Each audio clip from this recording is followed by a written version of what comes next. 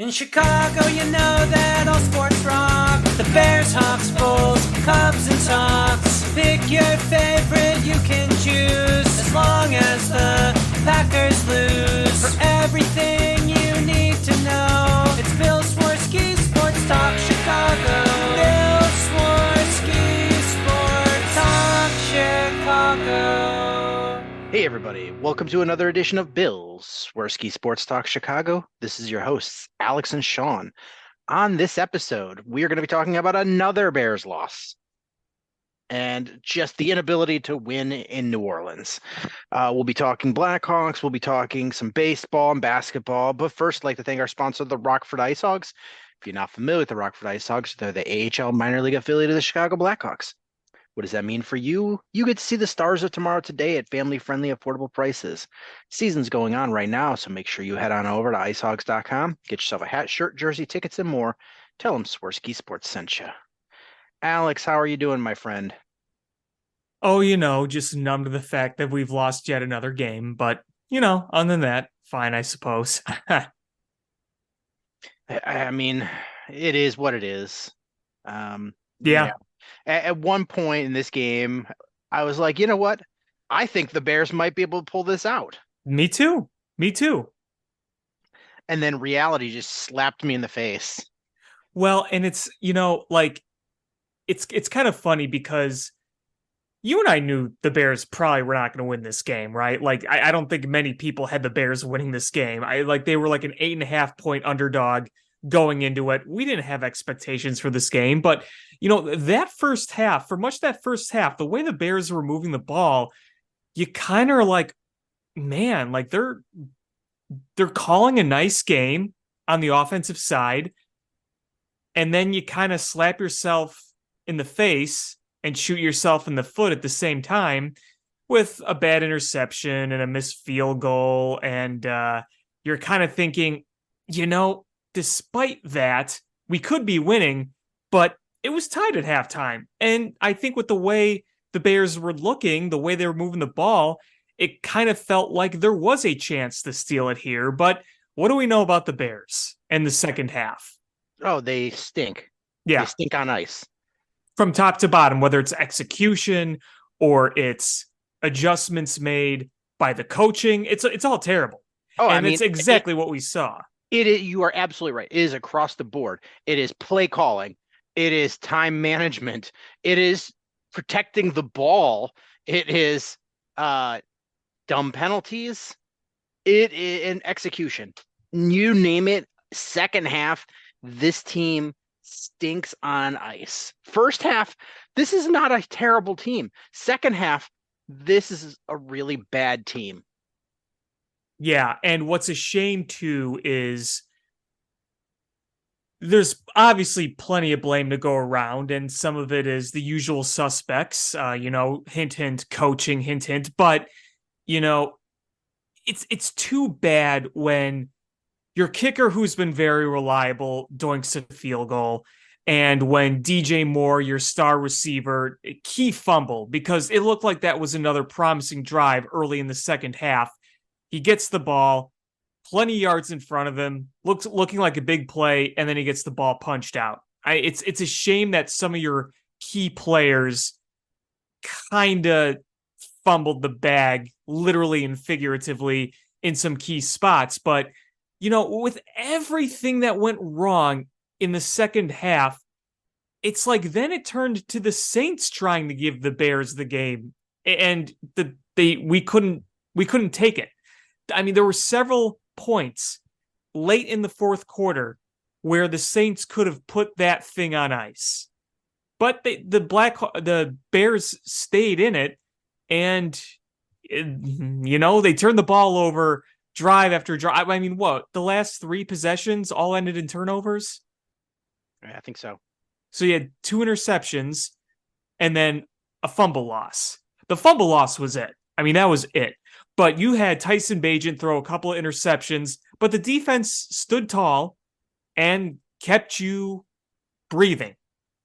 And it's just a shame that after the entire first half of being able to march down the field, you couldn't even get into field goal range. It really, really went south. And what did we see with Luke Getsy and the coaching? After a good first half, next thing you know, we're throwing screens on third down after the Bears did a good job through much of the game converting on third down by staying in the middle of the field. It's just like par for the course. It's really how I could describe it. Par for the course in a game that was actually surprisingly winnable for the Bears. So when you put it like this, that the Bears lost by a touchdown and they lost the turnover battle 5-0. They committed 8 times as many penalties, 8 times as many. Did not record a sack, but had 2 sacks against them, and they lost by a touchdown. Yeah. There's so many things that you could have cleaned up and won this game. Absolutely. There were many moments in this game where you could have taken advantage of something. The Saints did not really have a solution on defense for Darnell Mooney. Darnell Mooney had a really good game. He was getting yards after the catch. He was doing that little stutter step. I mean, they came out of the doors blazing early in the game. You had an amazing touchdown catch by Cole Kmet to cap off that first drive.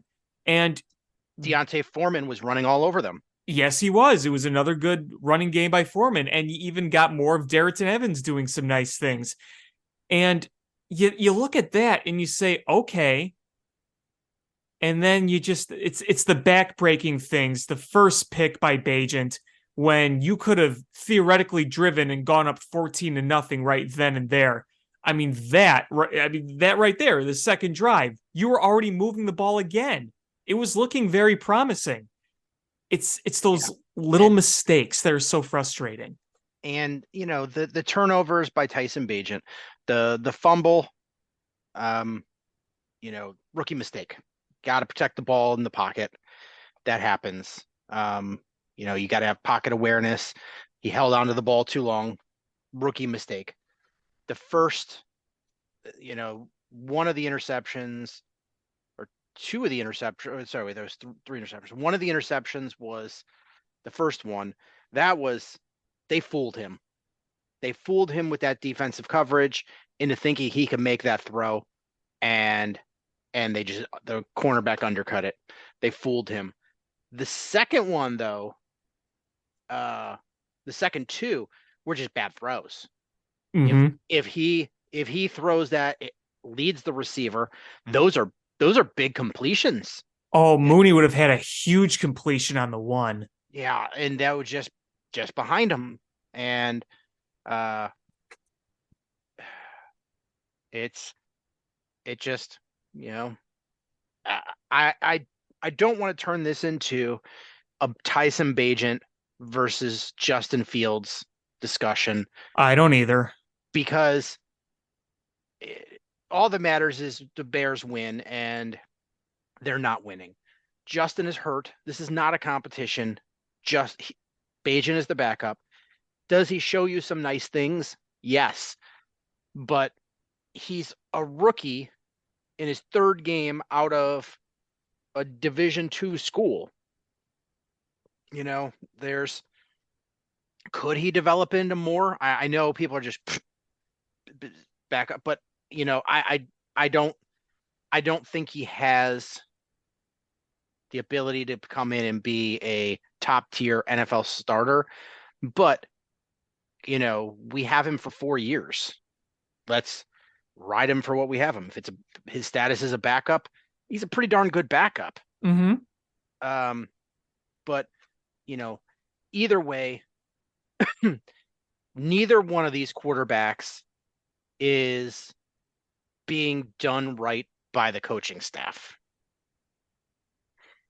And I'm going to tell you why. Is in the first half, I was like, oh man, Luke Getsy's actually calling a decent game. Move the ball. You got got yards, you were getting points. You were protecting your quarterback. I was like, okay. Other than the very first pass in an empty set, you're like, okay, man, that wasn't a good idea. But then once it got into the second half, the conservative play calling started. And it's not just the being conservative, it's the bad play calling. And it's not just the bad play calling, it's the bad play calling with the bad personnel in there. So there was the time when he did back-to-back screen passes. Mm-hmm.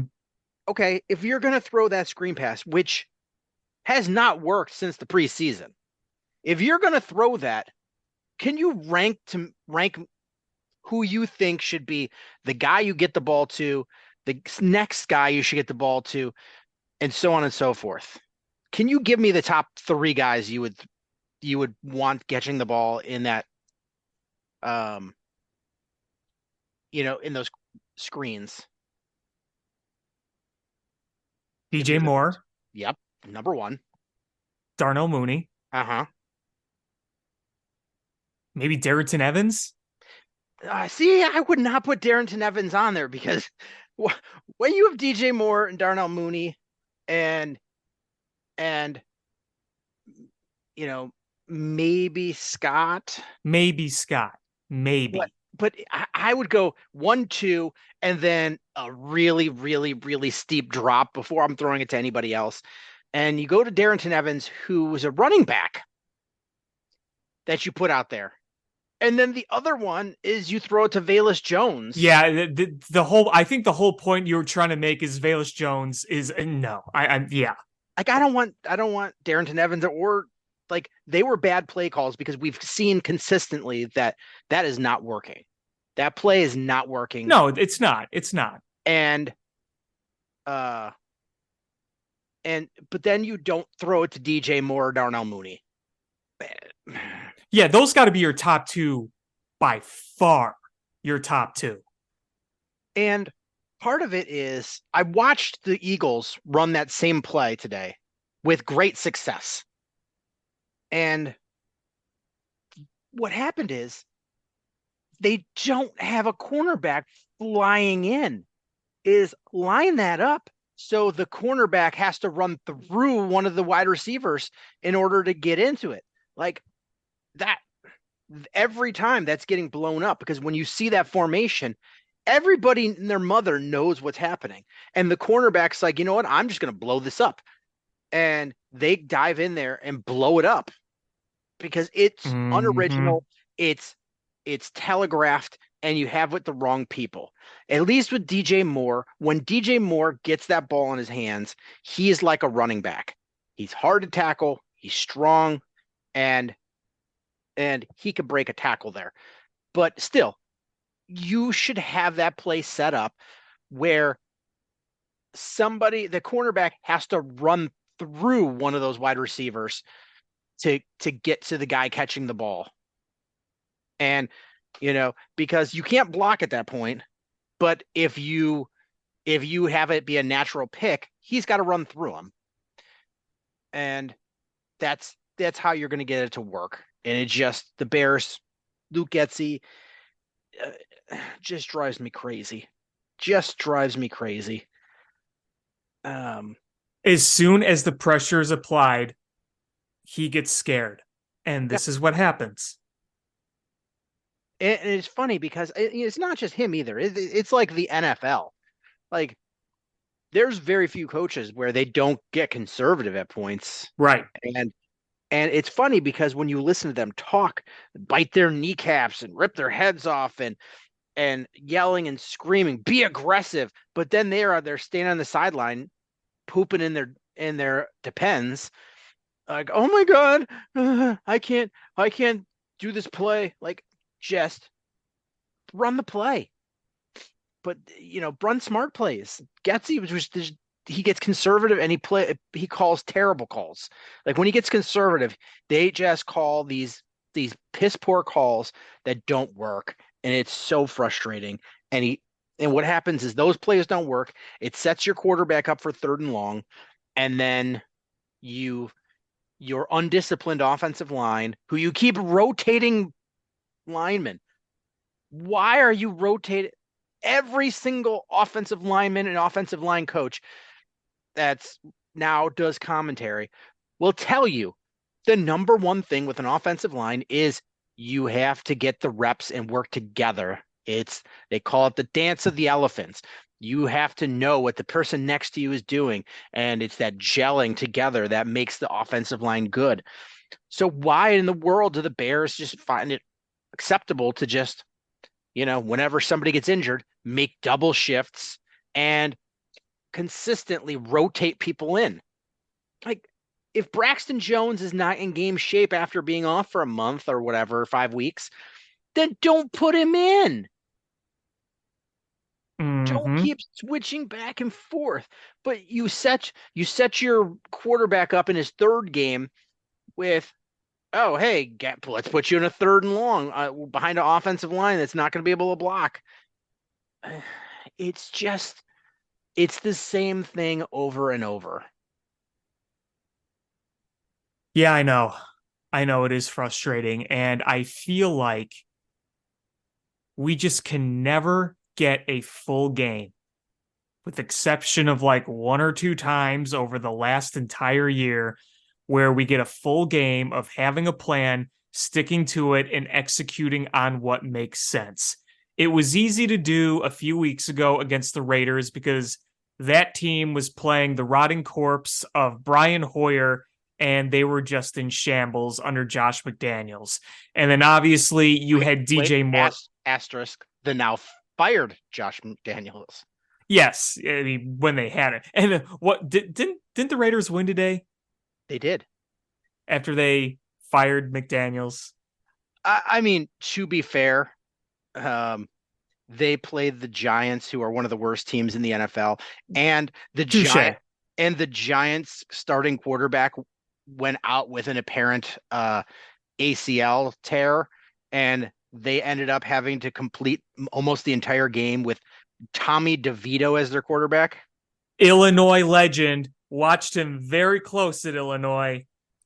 He looks like the kid from My Cousin Vinny. Yeah. Yeah, I never thought he'd be a starting NFL quarterback, but he shouldn't be. No offense to Illini fans, he shouldn't be. Oh, it's okay. Yeah, I understand. No, you're right. You're right. It is just kind of fun seeing him out there. But yeah, no, yeah. I mean, I get that, but I mean, just relaying it back to the Bears. I mean, let's be real here. When the Bears won that game against that awful team, it didn't take anything sophisticated to win that game. You had a game manager's game plan, and you pounded the ball on the ground. I mean, that's what you did there. I mean, we saw exactly what we talked about today. Things are going well. You get conservative when the pressure's on. Rookie quarterback makes some mistakes, and just everything kind of goes downhill.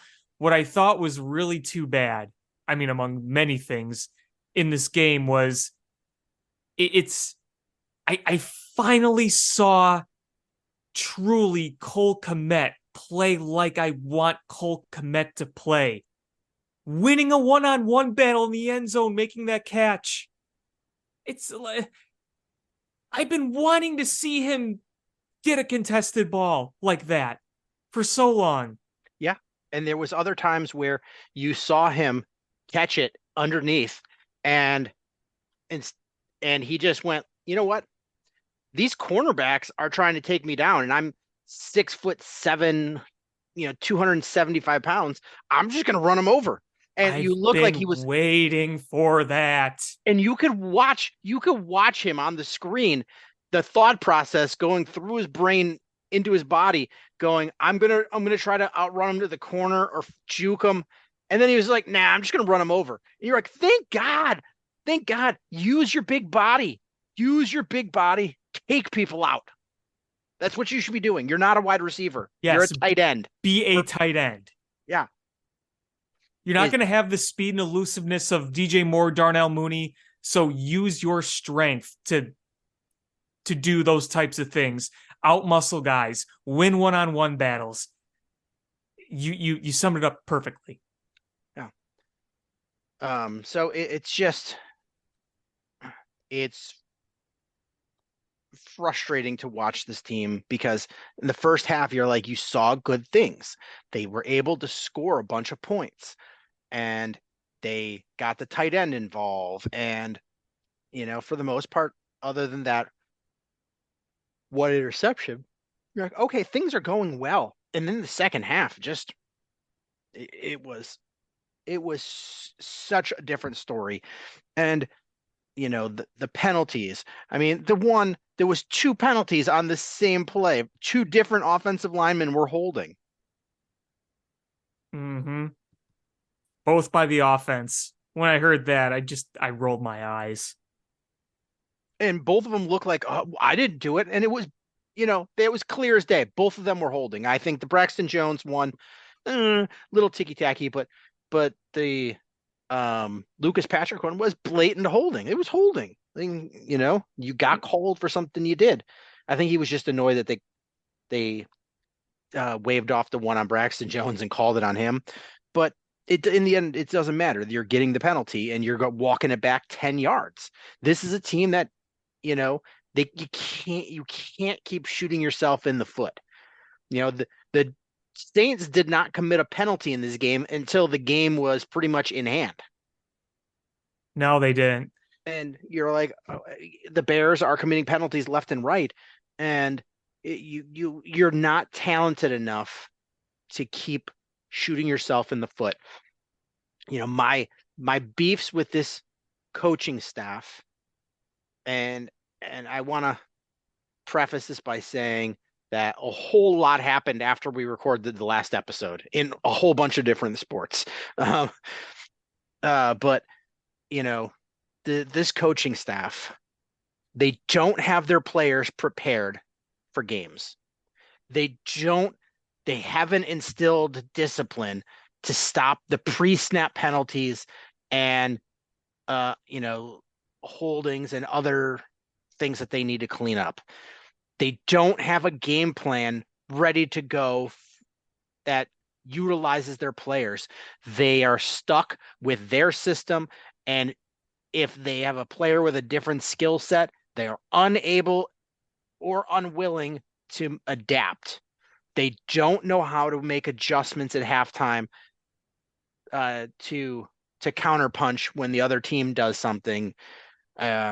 It's I don't know in what realm this coaching staff can be deemed a success.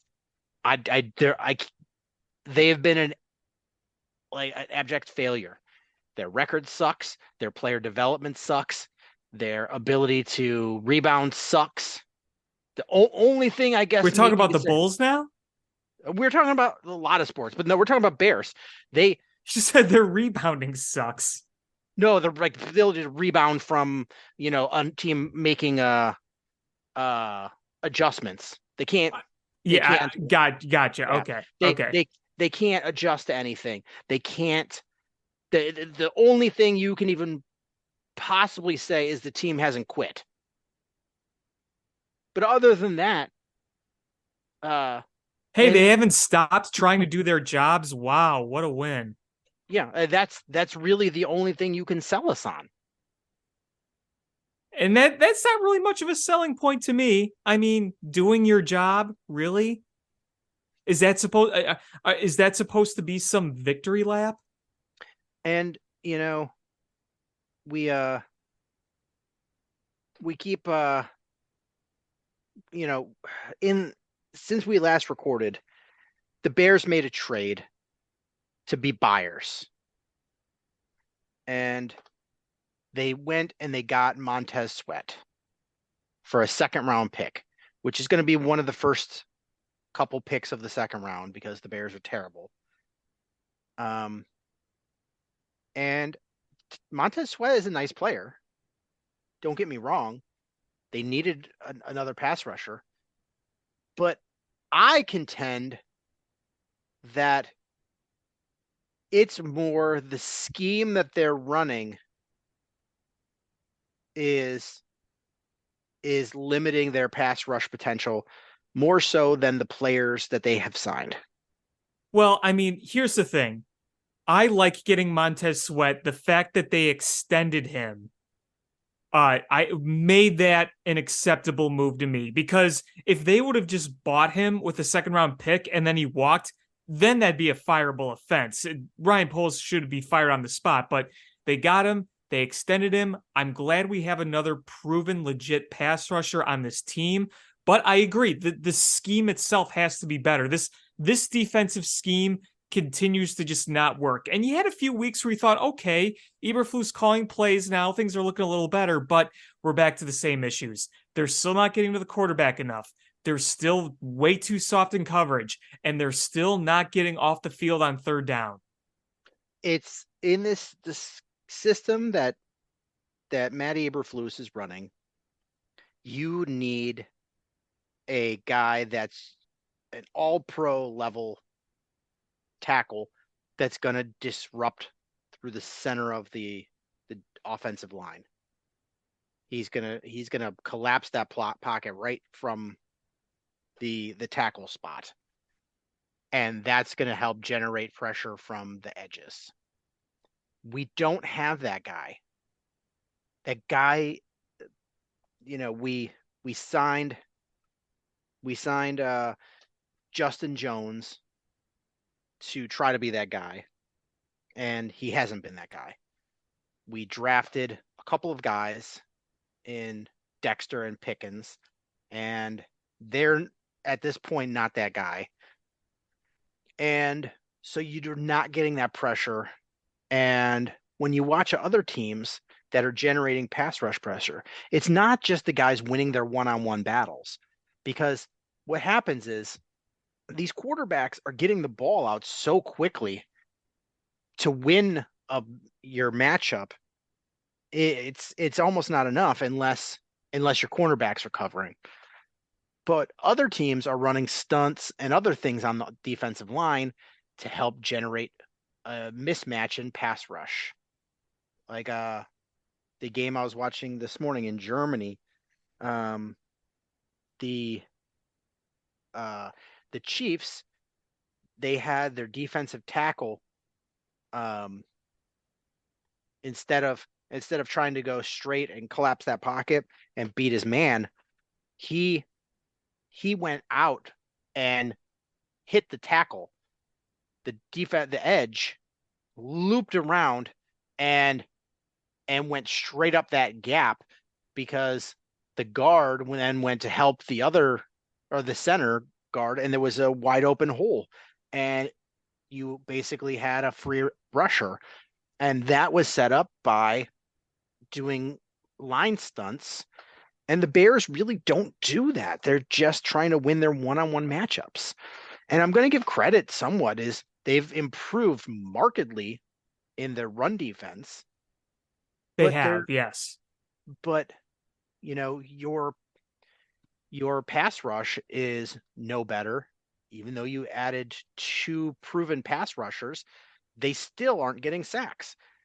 And your cornerbacks are playing pretty decent, but when you run these zones, teams know that you're running these zones, and you've got these open holes that they go sit on in the soft spot in the zone, and they're just making plays. And it doesn't help that you haven't had both of your starting safeties on the field at the same time since week 1? No, you haven't at all, because didn't Brisker miss the first 2 games, and then Eddie Jackson went out in game 2. So I don't think you've had both of your starting safeties at all at any point in the season. And No. and add on top of that, Eddie Jackson has been a shell of himself. Mm-hmm. Going into the season, he had a quote that he was going to have one of the best years any safety has had in the NFL ever. And he has been dog water. Yeah, it's where I think we've mentioned this before, but we'll mention it again. I think we are seeing the end of that. You can't bring him back. You cannot bring him back. It saves you so much money to cut him. He's not a good player anymore. You've got to move on from him. You can find better. just he's got to go. Yeah, he's hurt. He's struggling. It's just it's time. And today he olayed a tackle and allowed a rushing touchdown. Mm-hmm. It's embarrassing at this point. But all in all, it seems like Ryan Poles made that move to bring Montez Sweat in to try to give Eberflus everything he needs to prove that he's going to be the guy and keep his job. And like you said, is if they didn't extend Sweat, and I would have hoped that they would have had the framework already worked out prior to the trade. But if they hadn't re-signed him or extended him, Ryan Poles should have been launched into the lake from a trebuchet. Wong. But they extended him. You're like, okay, we've got a legitimate edge rusher, for the next 4 years. But I don't understand you have a failure of a coach. Everybody, all the beat writers, all the analysts, all the fans are like, we got to move on from this guy. And you're like, I'm going to give him some more weapons to prove he's the guy. I don't understand that. I don't understand it. Trying not to look bad, try not to look wrong. It is wrong. This is just a failure, and I worry that he's not going to be fired, and they're going to bring this coaching staff back another year. You're putting that awful thought into my mind. I really think that will happen. And my other fear is, what has been the pattern of this team with quarterbacks and coaching staffs? An endless cycle of them. It's endless cycle of they bring in a coaching staff to try to salvage a player. So they saddle this coaching staff with the player that they've already broken. And then it doesn't work after that 1 year. So they're like, okay, well, we'll let you go on and get your quarterback. And then they give that staff a quarterback. And then that coaching staff fails. They fire them, bring in a new staff, hopefully to salvage the quarterback. That quarterback fails. They move on. And then they bring in that new coach's quarterback. And it's at what point, you know what? I'm making a decision. We're making a break from everything. And you bring in your coaching staff and you work with the coaching staff right off the bat and be like, all right, let's start fresh with your guy. That way, nobody is breaking your player. They don't have to learn a new system. We're bringing in a new guy. And as much as I would love to give Justin Fields another chance, is if you end up with a high pick, I think you have to bring in a new coach and partner him with a new quarterback and start that clock from the beginning of the season. And it sucks we have to have this conversation yet again. I know it really does suck. And we're like, oh, well, Justin Fields is only in his third year, but you watch players like CJ Stroud threw for 450 yards and 5 touchdowns or whatever he threw. The Texans went from a team that looked absolutely screwed and even screwing up their tank last year to now being in a better spot than the Bears. I stand corrected. CJ Stroud threw for 470 yards and 5 touchdowns. God, man. CJ Stroud has been unbelievable. In his young career of 8 games, he's already on pace to throw for 4,500 yards and 28 touchdowns and 2 interceptions.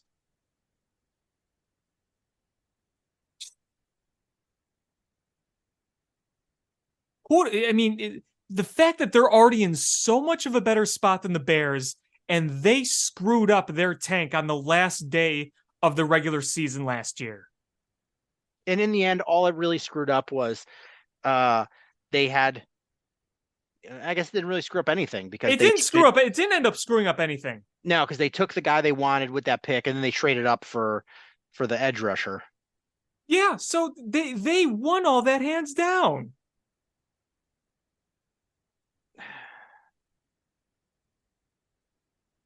Super frustrating.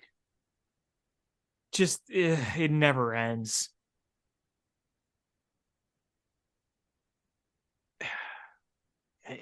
But other teams, you have the guy that the Titans, their rookie quarterback, his first game throws for 4 touchdowns.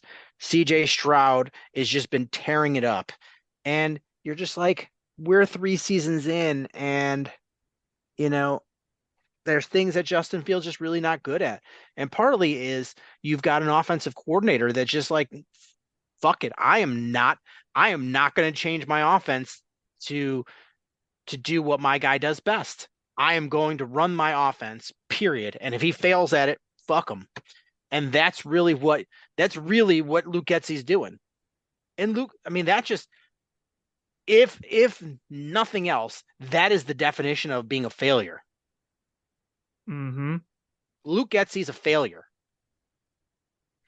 And I would love to just see him so I could tell him to his face that he's a failure. Maybe he beats me up, but I'm going to tell him. Maybe beats me up. Local fan calls Luke Getsy a failure, proceeds to get his ass kicked, but is hailed as a hero by the fan base. That's really what would happen is I would be cheered. The fans would carry me off of like the field like Rudy. You're just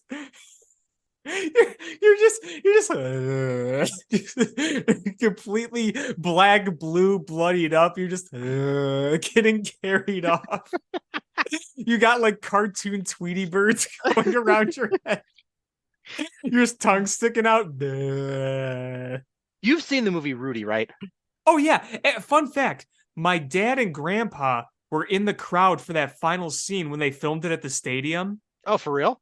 Yeah. So it was the one and only time they ever went to a Notre Dame game. They said, "Hey, let's go to a Notre Dame game." And at halftime, they happened to film that scene. So they were in that crowd. That's awesome. Yeah. I love that movie. But you know what I found out is, do you know who the backup quarterback on that team was? Who? Joe Montana. Really? Yeah.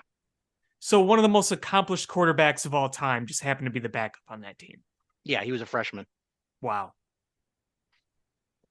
Joe Montana. Which is like, makes me realize it was later than you sort of think it is. Yeah. But anyway, is Luke Getsy, I would love to tell him straight to his face that he's a failure. And it just, this coaching staff pisses me off. And, like, all right, the Texans are not a good football team. But when you watch them, you don't want to call their coaching staff failures and losers because they're competing. They're fighting. Even when they lose, you're like, okay, I see the path forward of this team. The Bears, you don't. You just, like, the Bears, the only thing they're successful at is snatching victory out of the jaw, or snatching defeat out of the jaws of victory. It's unreal. Like, there's some bad teams. Like, the Cardinals are bad, but you know what? They're trying to be bad. They're really just trying to be bad because they went out and started somebody named Clayton Tune as their quarterback today. Clayton Tune threw for 58 yards and was sacked 7 times. And he threw 2 interceptions. He threw for 58 yards. He was also the leading rusher with 28 yards. outside of him, nobody broke double digits in rushing yards. Ugh. The Keontae Ingram, their number one running back, had 9 rushes for 8 yards. Like, that's a team that's just tanking. But you know what? When in a week or two, when their number one quarterback comes back, because he's going to be back soon, then you'll be like, okay, we'll see how this team does. Carolina is a bad team. They're just in over their heads. They picked the wrong quarterback. But just wait until he comes to Soldier Field on Thursday night. I swear, if he looks like a star against us and we lose to the Panthers, a very important draft pick. I keep trying to piece together like what ends up being better for the Bears, and I think it's probably for the Panthers to keep losing. But because the Giants are a bad team with full of injuries. Their starting quarterback looks like he's going to be done for the season, and the quarterback who actually had the team playing really well, and Tyrod Taylor, just went on IR, so he's got to miss 4 games. So he's got to miss 3 more games at least. And so you've got, some Jamoke back there. So they're going to keep losing. New England's got to run into a win somewhere along the way. Same with the Rams. But, the Bears, if and when they win against the Carolina Panthers on Thursday, if they win, they would, the way the draft would stack up that game would be the Bears would have picks 2 and 6. I don't want 6th pick. Hell no. I want 1 and 2. 1 and 2. That would be nice. That would be real nice, because then you can trade back twice and just start stacking up picks.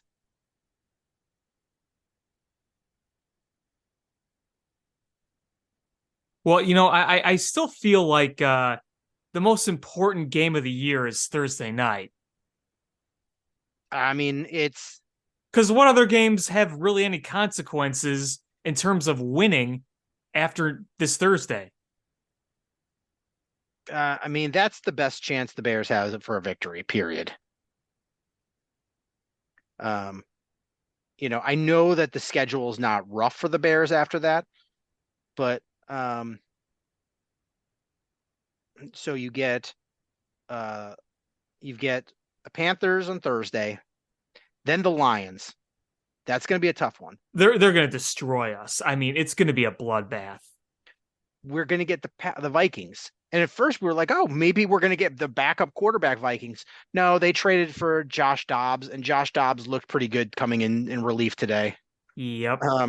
So I don't have a lot of hope there. Then you get the Lions again. Gonna kill us again. You get the Browns, who I mean, I guess that's sort of a winnable one. And sure. Then we get the Cardinals. And then we get the Falcons and the Packers. So we're gonna lose both to the Lions, probably lose to the Vikings. I'm sure we'll lose to the Packers. I think the Falcons will end up beating us, but it'll be a game kind of like today where we shoot ourselves in the foot. I think the Browns beat us. Man, that Cardinals game. That's the one. If we can lose that game, if we can find a way to lose that one, that's huge. Because that could catapult us into 1 and 2 territory. Yeah, absolutely. Absolutely. And I mean, it's a realistic, possibility, because at that point you would assume Kyler Murray would be back. I would think so. see if there's any update on Kyler Murray. Kyler Murray.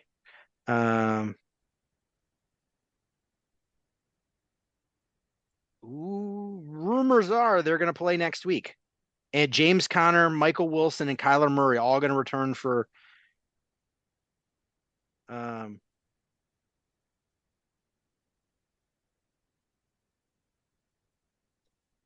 returning.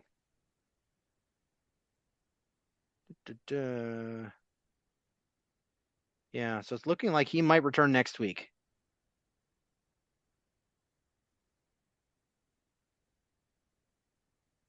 I mean, it really feels like the battle here for those top spots. You know, the Bears have the 2 picks, so it's going to be them and the Panthers. So you want the Panthers to keep losing. And then you have the Cardinals and the Giants. Like those seem like the biggest threats right there. Yeah, I'm not so much worried about the Patriots. I think they're going to run into a win somewhere. The Patriots probably, yeah. I mean, they're 2-7 right now, so they're bad. But I think they're going to run into a win. The Giants, the Bears just got to. The Bears can't win too many games here. Yeah, I mean, in all honesty, winning today's game probably would have done more harm than good. Yeah, the Bears have the tiebreaker for the draft record or based on their strength of schedule. So if the Bears and the Giants finish with the same record, the Bears get the better pick. Right now, Arizona's only ahead because they've played more games. Carolina's already had their bye. So I guess technically, if when is Arizona's bye?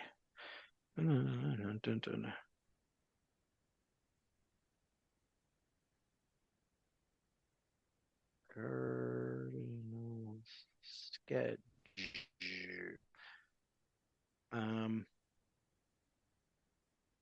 So they play next week. So they've got 2 more games and then their bye week. So after that bye week, if the Panthers still haven't won a game, then the Panthers end up being in the first overall pick because of strength of schedule. What's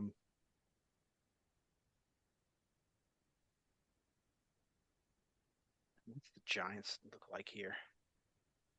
Giants. Oof, man. They're gonna get smoked by. They're gonna get Giants smoked. are a little worrisome for me. Yeah, they're gonna get smoked by Dallas next week.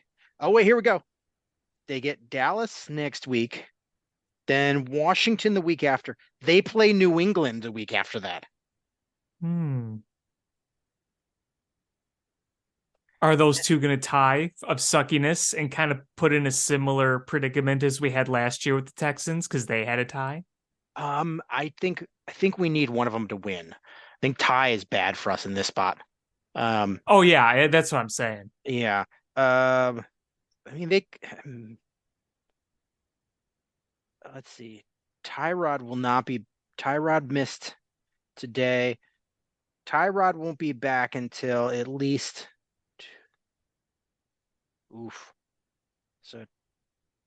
man. So Tyrod is going to miss Vegas, Dallas, New England, and Washington. He'd be back for Green Bay. That would be awesome if he comes back and beats Green Bay. But this schedule does not look so good for the Giants.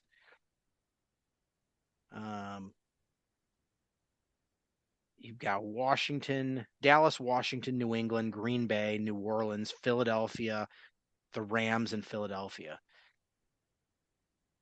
Oof. Eesh. I think the Giants may end up with the number 1 pick here. Yeah, it does worry me a little bit. What about the Patriots? What are they looking like? Patriots have the Colts next week, which is a winnable game. Then the Giants, which is a winnable game. Chargers, then Pittsburgh, which is a winnable game. Kansas City, Denver, which is a winnable game. Buffalo, and the Jets.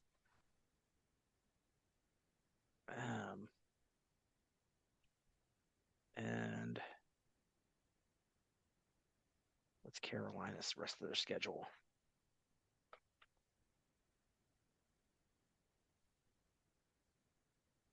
Man, the fact that Carolina beating Houston really kicked our ass. Yeah, I know. It's like you see CJ Stroud ball out and you're like, why couldn't he have done that last week? Yeah.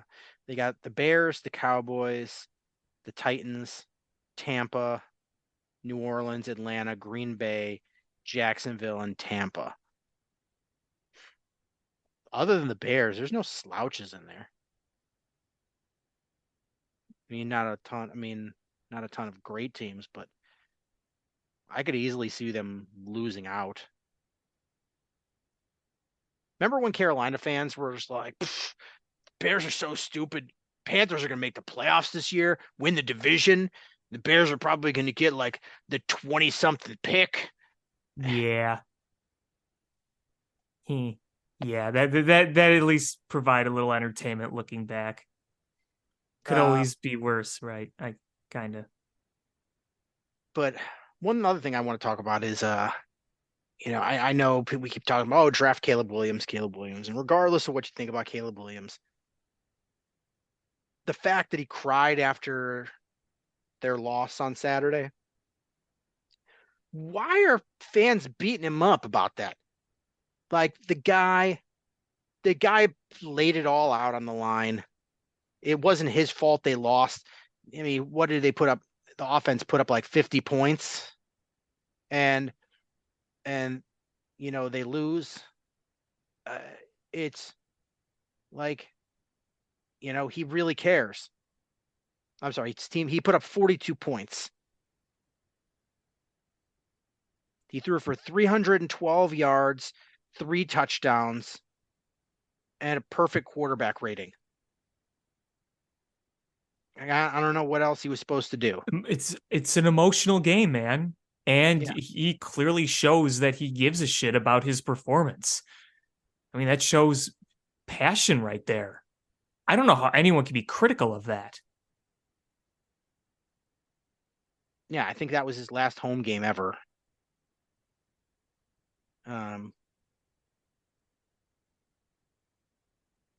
It's probably going to drop them out of the top 25, and your last 2 games are against ranked teams.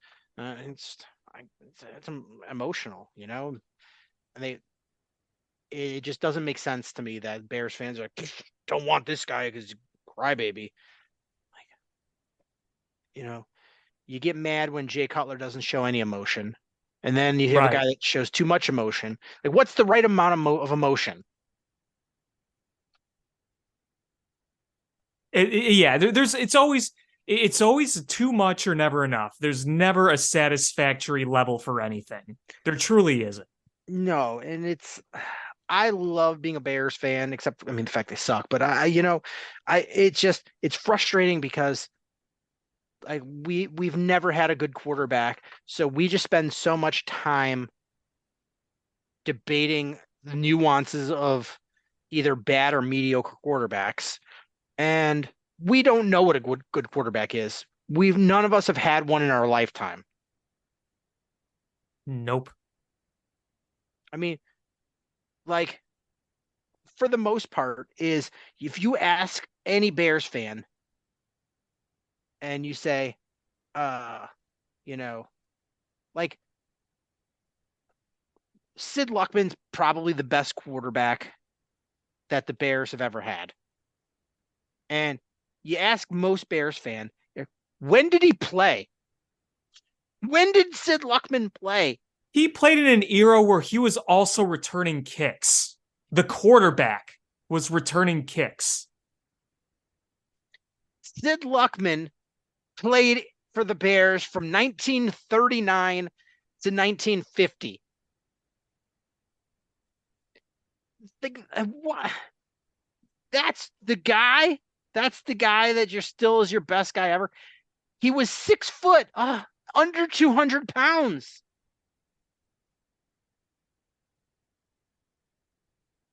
Like, the guy has been dead for a quarter of a century. The guy lived a full lifetime, and he's been dead a quarter of a century. His prime years were during what? Wait, you said 1930? His first year with the Bears was 1939. His 39. last year was 1950. So yeah, your best quarterback ever played during World War II. Yeah, his best season was 1943. That was before even the Billy Goat curse existed. It was back, like, he played 10 games. Let's see. Like, he played in 10 games that year.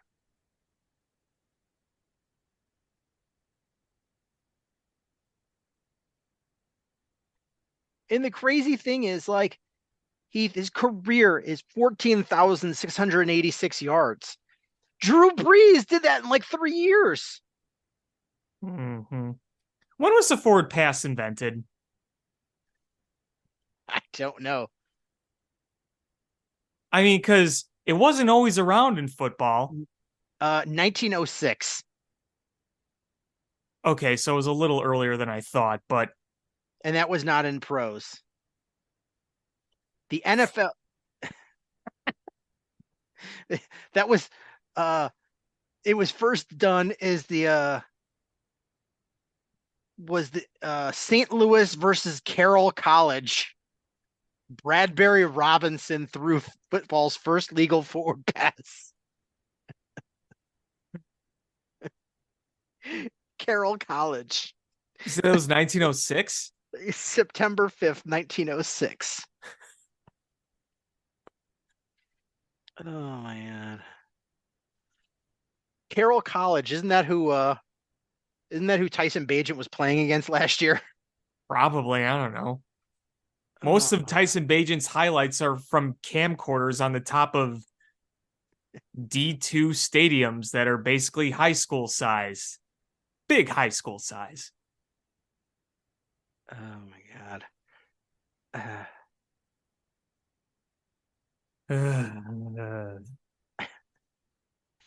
Oh my, yeah, it was St. Louis University's Bradbury Robinson throwing against Carroll College. I don't even know where Carroll College is. Is it still Never a college? heard of it. Carroll College. Let's see. Wikipedia, teach me. Now it's called Carroll University. See, when you're talking about these things, I just think of like Joplin the Entertainer, that little piano riff, like all this stuff happening. It's in Waukesha, Wisconsin. Oh, of course. Wisconsin is where the forward pass became to be. Go figure. I never heard of it. Jeez. Hey, you want to hear some more sad stuff? Yeah, let's go for it. I mean, we might as well, right? And this is truly, truly amazing. I tweeted this out the other day. I don't know if you saw it. I don't know if it was. I gotta dig it up here. It might have been Thursday. I tweeted this out. Wednesday or Thursday, one of the two. It was midweek, but basically what this is we're looking back at the Bears. Here we go. We're looking back at the Bears' collective record since the start of 2013. 2013 was a decade ago, so we almost have a decade's worth of seasons under our belt. Okay? Mm-hmm. With today's loss, since 2013, the Bears have lost 105 regular season games. That's not very good. Add 2 more if you want to count playoffs. 2018 against the Eagles, 2020 against the Saints. Do you know how many games they've won? I'm going to say the same, like it's 500 record for their career or over that time. Oh no. Oh no. They've won 66. They've won 66 games and have now lost 105 since 2013. That's not a good record. They have had, since that time, one winning season. Few 500 seasons, they were 513, 19, and 20. Everything else was a losing season. 2014, you won 5 games. 2015, you won 6 games. 2016, you won 3 games. 2017, you won 6 games. 2018, you won 12. 2019, 8. 2020, 8. 2021, 6. Last year, 3. And here, 2. 66 wins versus 105 losses. 2 playoff appearances, 1 division title, no playoff wins. 4 head coaches, 3 GMs, God knows how many quarterbacks. I've lost count. Let's see if I could name all of them off the top of my head. Cutler, Cheddar Bob, Jimmy Clausen, Josh McCown, Brian Hoyer, Mike Glennon, Mitch Trubisky, Justin Fields, Andy Dalton, Nick Foles, Tyson Bagent. And there's Matt Barkley. Those are the ones I can name off the top of my head. Let's see. Cutler. This is from 2013. 2013. Cutler, McCown, Mm-hmm. Clausen, Mm-hmm. Barkley, Mm-hmm. Hoyer, Mm-hmm. Trubisky, Mm-hmm. Glennon, Mm-hmm.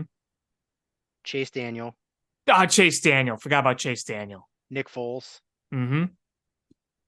Justin Fields, Andy Mm-hmm. Dalton, Trevor Siemian, Trevor Siemian, that's the other one I missed. Nathan Peterman, And Nathan P. God, Tyson God, Bagent. this sucks. Tyson Bagent. I forgot Trevor Siemian started that one game in New York. Completely forgot about that. And I should have remembered Nathan Peterman started the tank game last year, week 18.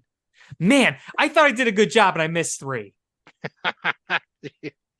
That's a lot of quarterbacks. I mean, to be fair, Nathan Peterman, Trevor Siemian started a combined, 2 games? But still. 2.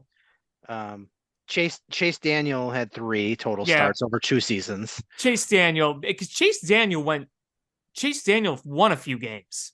Yeah. He beat the Lions on Thanksgiving 2018 when Trubisky was hurt.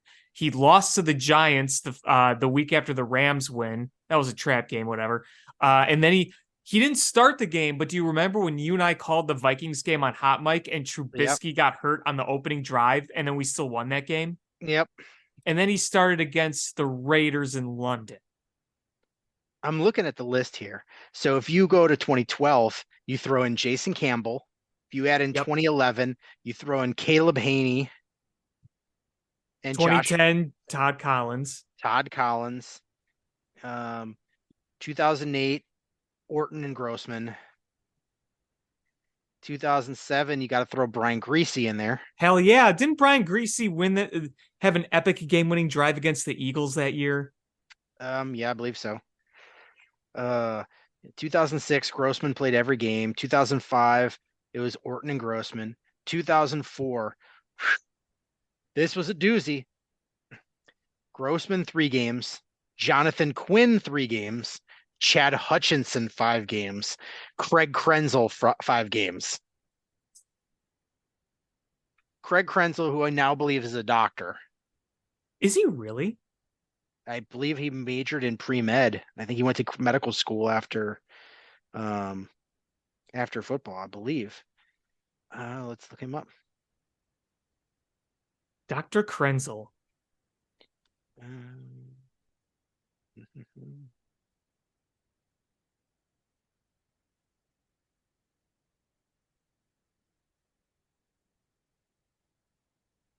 I'm a doctor too. I'm Ding Dong George. I write everything down on my purple crayon notebook. Maybe not. It says Craig Krenzel works as a commentator for 97.1 The Fan in Columbus, Ohio. Oh, really?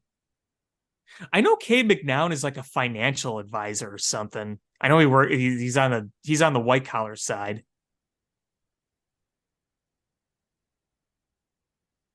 Let's see.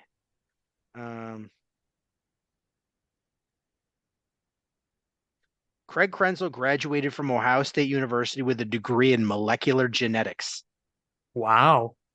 and did research in oncology at Ohio State's University's Medical Center.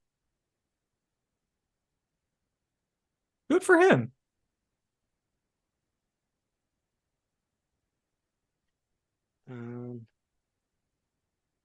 I'm Googling it. It's one of the things that come up is Craig Krenzel's mother-in-law dies from sled accident. Ew.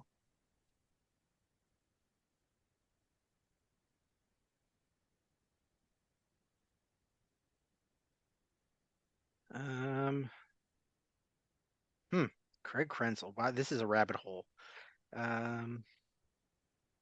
He's a partner at Arthur Krenzel Let Insurance Group and is the co-founder of custom home building outfit Kolb Krenzel. And then he does the announcing for Ohio State football.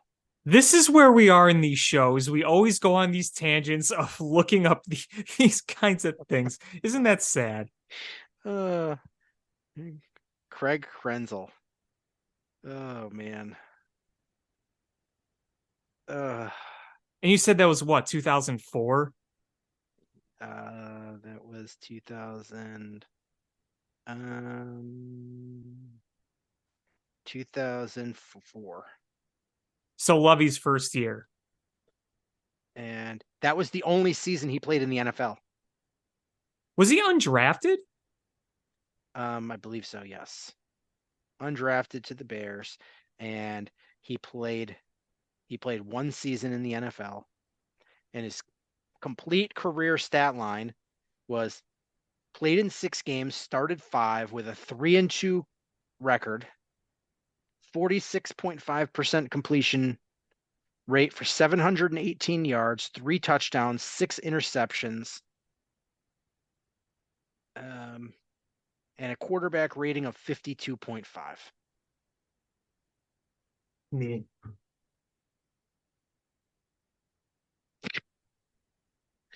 He also rushed for 41 yards. Good for him. Good for Craig Krenzel. How many Bears centric shows do you think are talking about Craig Krenzel still? None. Unless they go back into a time machine. None. We talked in this show. We've talked about Craig Krenzel, and we've talked about Carroll College and Bradbury Robinson throwing the first forward pass in 1906. Oh my Jeez.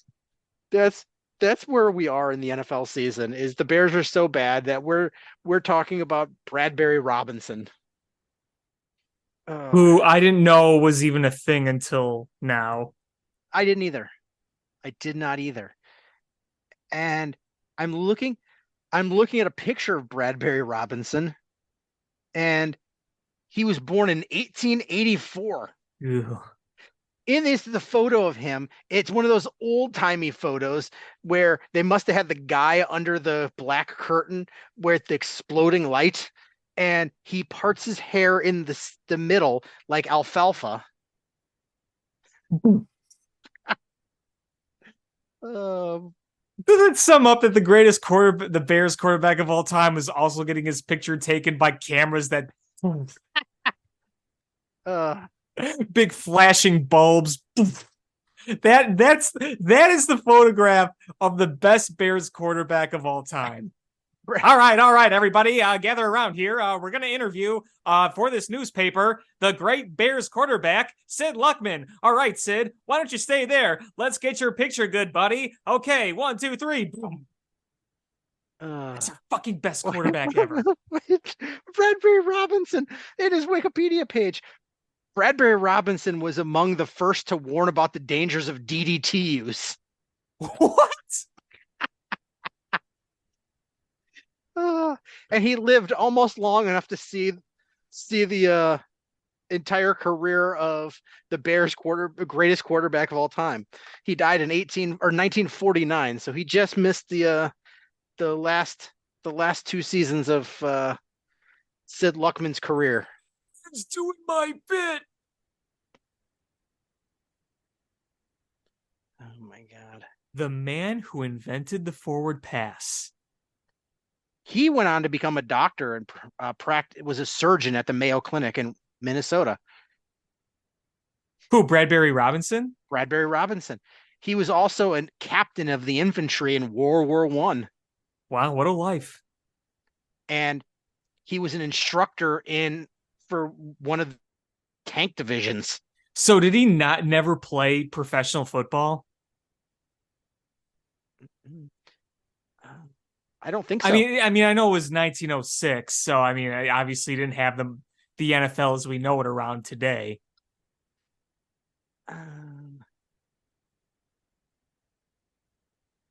Yeah. It took them a year of talking about the forward pass before anybody did it. Today we have the tush push. Back then you had the forward pass. Oh, the tush push. Oh my God. But going back to the Bears, like I don't know how you move forward here. This coaching staff is terrible. And I don't know if Justin Fields is going to be playing on Thursday. How many games does he miss now? This will probably be number 4. If he does play. So Bagent he went out against Minnesota. So Bagent started against the Raiders and then the Chargers and then this week against the Saints. So depending on what happens, Justin Fields can either return after missing 3 games or he'll miss 4. And then maybe you would hope he'd be back after that one. Because the thing is, this is a quick turnaround. This is a Thursday night game. This isn't next Sunday. It just makes you wonder why the heck didn't they put him on IR? I asked that question, but I don't know.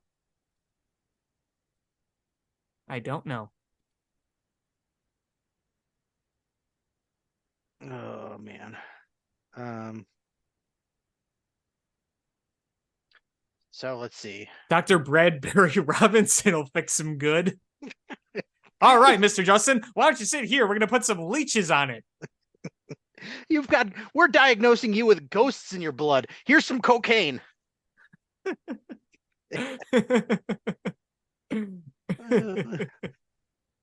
God, but let's see. They Jalen Johnson, I forgot to talk about him. He's pissed. Asked for a trade, was granted the ability to request one. The trade didn't work out. I don't know where the Bears go from here, but he said he'd be pissed if Montez Sweat got a contract before him. And not only did Montez Sweat get a contract before him, but so did Andrew Billings, who that was a good signing. That was a good signing, yes. 2 years for like $8.5 million when he has been.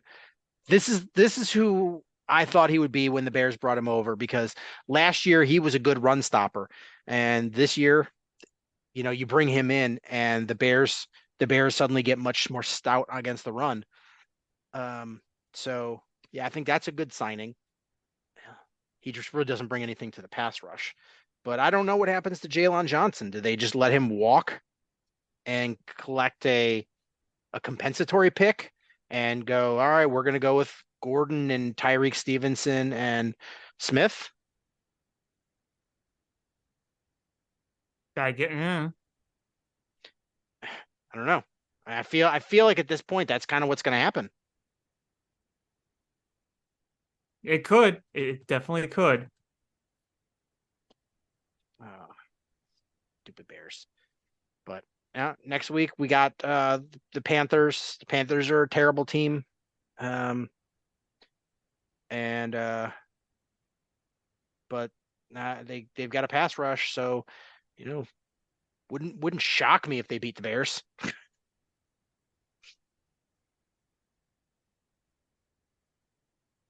It wouldn't either. I mean, no loss would shock me at this point, no matter who they're playing.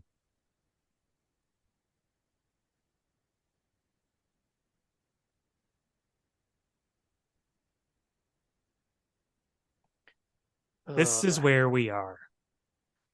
All right, where should we go from here? I can't talk Bears anymore. They piss me A off. lot of baseball news. A lot Yeah, of baseball yeah. news. Let's go baseball. Um, let's start with the biggest news. Tim Anderson was not. They didn't pick up the option. I'm kind of surprised. So my first question is this. What is the White Sox vision here? Because if the idea is Colson Montgomery's your future shortstop, okay, is he ready? Because are they going to do what they've been doing way too many times when they rush a big time prospect up and potentially ruin him? Because that's happened a lot with the White Sox. Remember Carson Fulmer? You can argue that they kind of did the same thing with Carlos Rodon.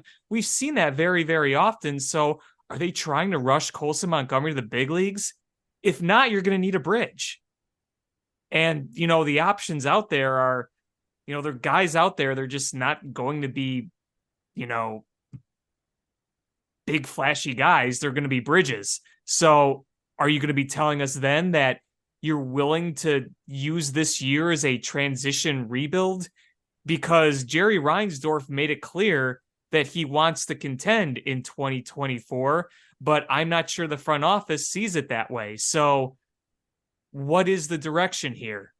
Are they going to try to retool this, or are they going to rebuild? Because listen, I understand Tim Anderson had a really, really rough year last year, but if you're going to let him go, then you're going to need a replacement. And if the replacement is shoving in Colson Montgomery when he may or may not be ready, I'm just not sure that's the best idea. I mean, what's even the White Sox payroll for next year? $4. Let's see. What's Spot Track telling me here? 73.75 million. It's under $74 million.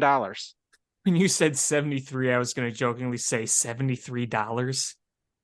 Oh, so then there's got to be, they're estimating for arbitration and things. So then it's estimated to move up to 105. That's low. That's real low. Mm-hmm.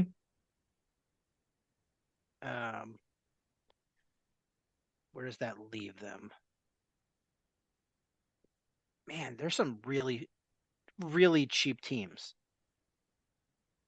The Oakland. Orioles have the lowest payroll estimated for next year. A lot of rookie contract control deals, a lot of arbitration, pre-arb. Yeah, here's the teams that are under $50 million payroll. Orioles, Reds, Oakland, Pittsburgh, Milwaukee. Under 100, add in Cleveland, Miami, Kansas City, Detroit, Arizona, Washington, Tampa. And then that would put the White Sox at 18th. And I'm feeling like Jerry's probably okay with that. Like it being the 18th highest spender. Because then he can be like, well, we're right at the midway point. I don't like when people say that we don't spend money. We've been spending money. And I also don't like that people get mad at me for bringing in Tony La Russa, who, by the way, is still with the organization. Yeah, Did you hear about that? No, but I'm not surprised. Tony La Russa is like legit there and they're listening to him in meetings. God. Like, is Jerry really that? Does Jerry just have some obligation? Like, my friend's lonely. He needs a purpose, something to do. Then have him just slap a White Sox polo on and just let him just hang around but not do anything. How about that?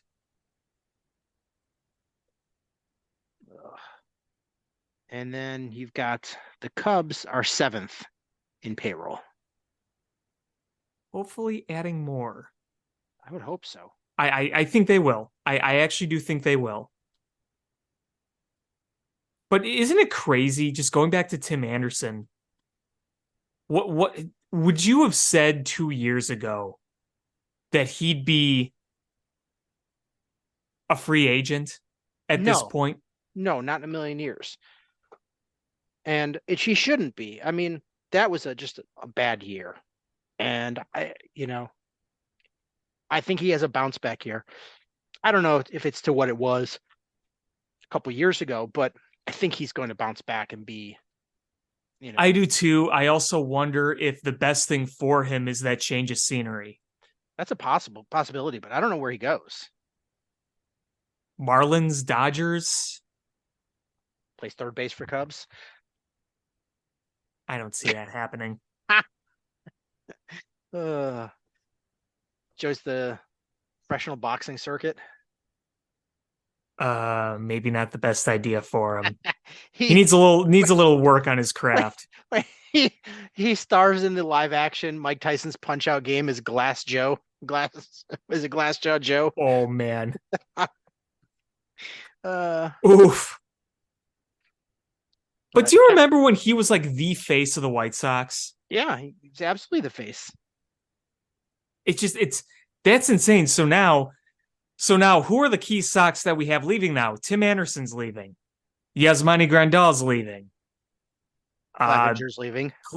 Yes, Clevenger. Obviously, Breu's been gone a year. I'm just looking at all those core guys they had. I mean, I don't consider Elvis Andrus a core guy by any means, but he was on the team for a little more than a year. He's gone. Yeah, I mean, Lance Lynn was traded away. Giolito was traded away. Joe Kelly was traded away. Yeah. oh, Liam Hendricks. Liam Hendricks, yeah. Now, I don't know. He's having Tommy John, so he's probably not pitching next year, right? Probably not, but they're not picking up his option either. Right. Which, hey, congrats to him on winning Comeback Player of the Year for the AL for battling cancer and coming back to the mound. It's an amazing accomplishment that should be celebrated by everybody. Yeah, so Colston Montgomery, probably, I guess that's who you're predicting. Do they bring Elvis Andrus back to play shortstop in the meantime? Don't do that.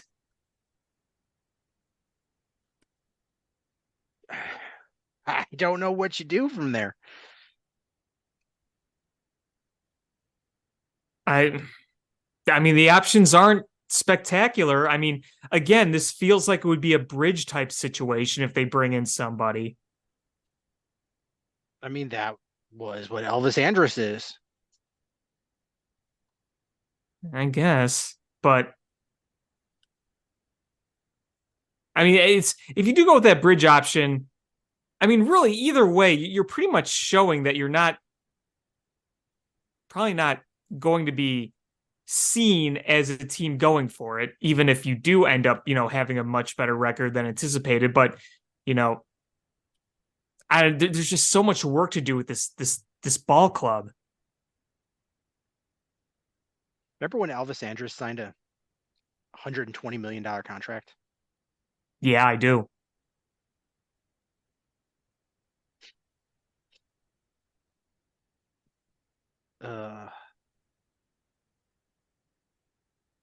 Yeah. So I don't know. The White Sox are in trouble, I think. I don't know who that rotation is. I don't know who your starting roster is. There's a lot of question marks. And, if you say, let's say they want to get up to like $140 million payroll. They've got a bunch of money they can spend to do that, but they're not showing the willingness to win base or to pay money to players to win baseball games. It feels like right now it's going to be a lot of mid-tier signings at most.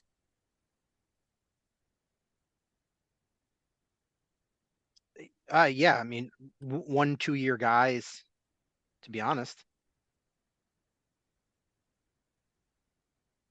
Right. Who would even be? So look at the rotation. Clevenger is gone unless they bring him back. Giolito's gone. Lance Lynn's gone. Michael Kopech's probably not a starter. Is it literally right now just Dylan Cease? Who else Yeah. is in there? Davis Martin coming back?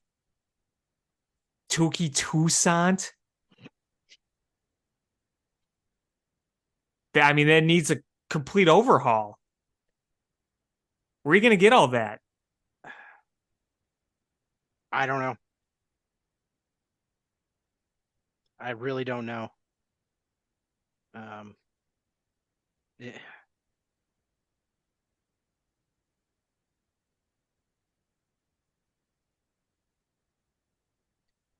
Yeah. It's not like you're having indigestion contemplating this stuff. It really is, because you're just like, all right, well, I don't know. I don't know where they are going to find these guys. And I'm sure they're going to, you know, pull somebody out of their ass, but it's going to be like, where did Touki Toussaint come from? And where are these? Waiver claim. He used to be with Cleveland. He was once, I think, a more highly touted prospect, but that was a few years ago. Yeah, so here's your internal options for infield: Andrew Vaughn, Lenine Sosa, Yohan Moncada, Romy Gonzalez, Gavin Sheets, Zach Remyard. Minor league options: Jose Rodriguez, Colson Montgomery, Brian Ramos, and Tim Elko. Nah. Potential free agent or trade targets: Elvis Andrus, Whit Merrifield, George Polanco, Ahmed Rosario, Jonathan India. It's going to be Whit Merrifield, isn't it? And it's just as he's going to start to decline. Oh, he's already, this year he already started to decline. Right, yeah, this year was kind of down for him. Catchers, internal options: Corey Lee, Carlos Perez. Minor league options: Adam Hackenberg, Xavier Fernandez. Free agent trade targets: Victor Caratini, Austin Hedges, Mitch Garver. Yeah, because Yasmani Grandal's gone. Is Corey Lee going to be one of your catchers? Maybe.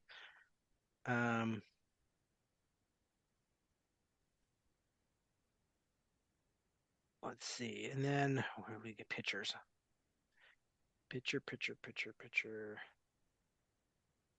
I don't think Aaron Nola is going to be on their radar. Internal candidates: Dylan Cease. They list Clevenger, but he declined his option. He declined the option. Keep that in mind. Yeah. Michael Kopech, Jesse Schultens, D.V. Garcia, Touki Toussaint, Luis Patino.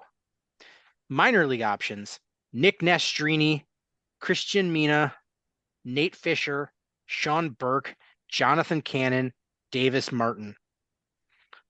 Free agent / trade targets: Eduardo Rodriguez, Alex Cobb, Michael Wacha, Lucas Giolito, Michael Lorenzen, Tyler Mahle, Sean Manaea, Alex Wood, Jack Flaherty, Luis Severino, Frankie Montas.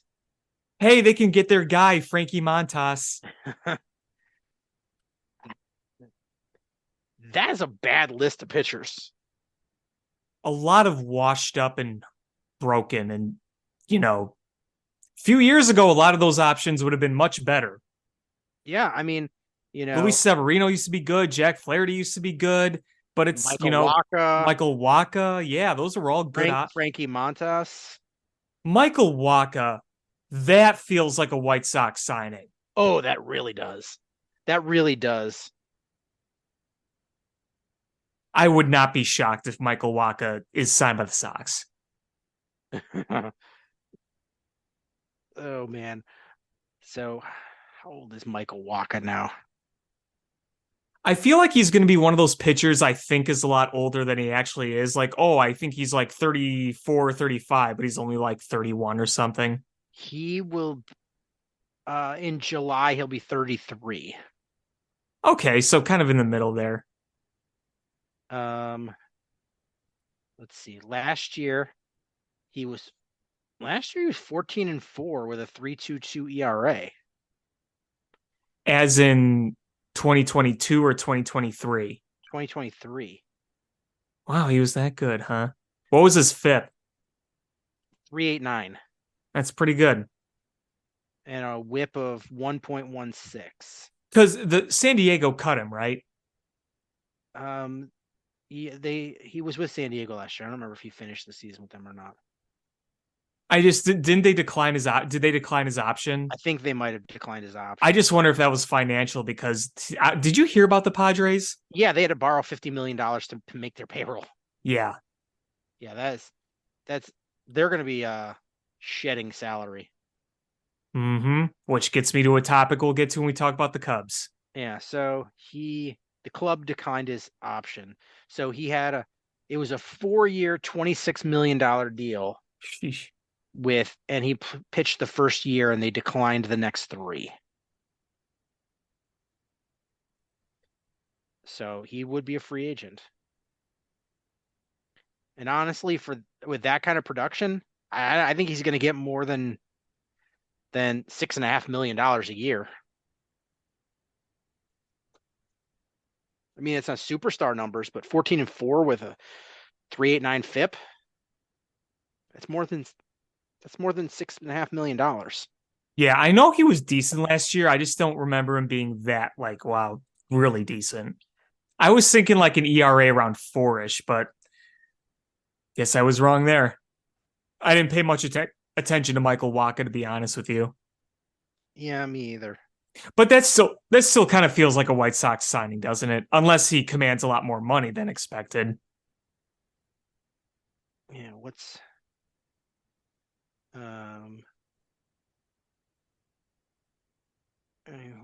Hey, is Bruce Chen still playing? I don't know. Wouldn't that because don't the White Sox want to emulate the Royals? Let's see. Man, I'm just trying to see what if they have projections for Michael Wacha for next year. Michael Wacha. Because Michael Wacha, he was once a staple in St. Louis, but he's kind of bounced around since. Because I remember him playing in Boston. Might have played a few other places, but I remember him in Boston. And then obviously he was in San Diego. Tampa, San Diego, and the Mets. Yeah. No projections for next year yet. I mean, he's had a decent career.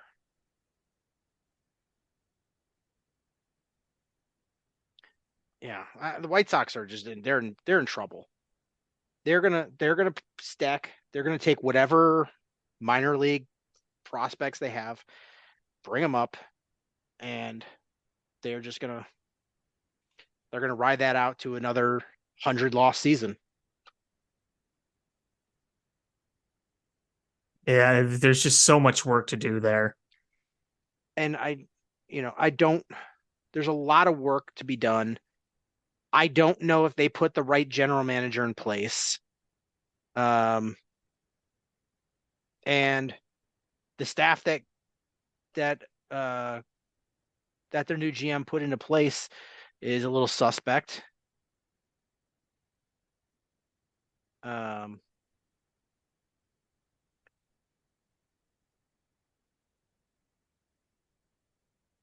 So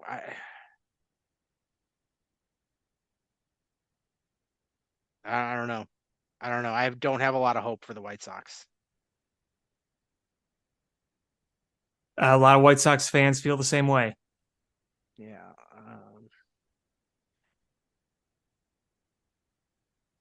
Because didn't the White Sox hire a guy that had no experience?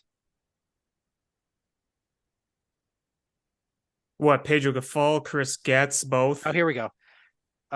the White Sox announced that Paul Janish has been hired as their new director of player development. Wasn't he from some college or something? Yes, he was an assistant coach at Rice University. I know nothing about that program, so they're terrible. So like, why are you going to hire an assistant coach from a college baseball team and then have him be your director of player development?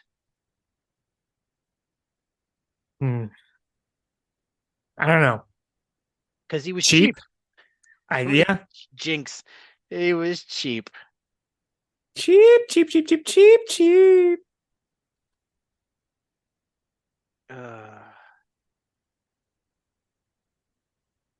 Looking at his stats when he played, his final year in the Major League Baseball, he played for the Orioles, and he had a 0.077 batting average. 0.07? Yes, it was under 100. Ooh. With 3 RBIs. I thought you were going to Blutarski for a sec, but that's still not good. His career batting average in 9 seasons was 212.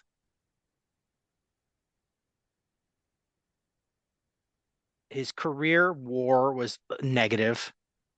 212 batting average, 7 home runs over 9 seasons. And over his career, his 162 game average was 212 with a 564 OPS,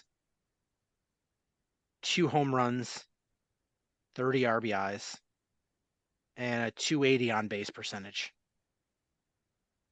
Yeah. That's not a good baseball player. No, it's not.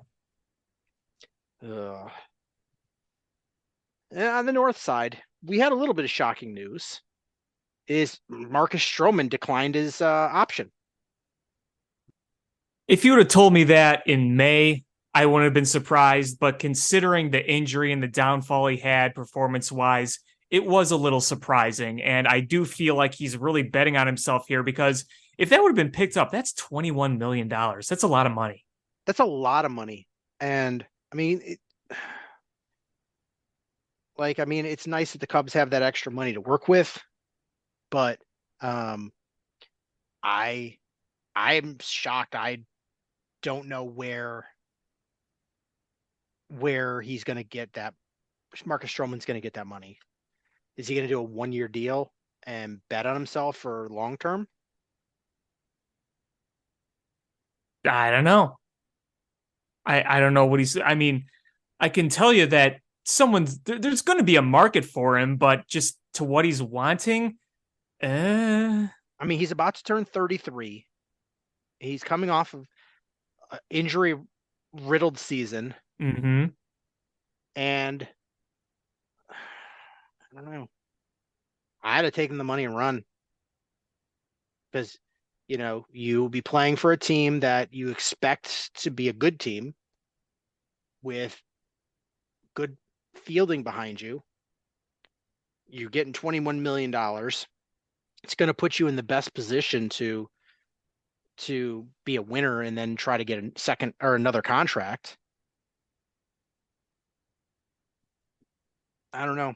He must really not be happy with the Cubs.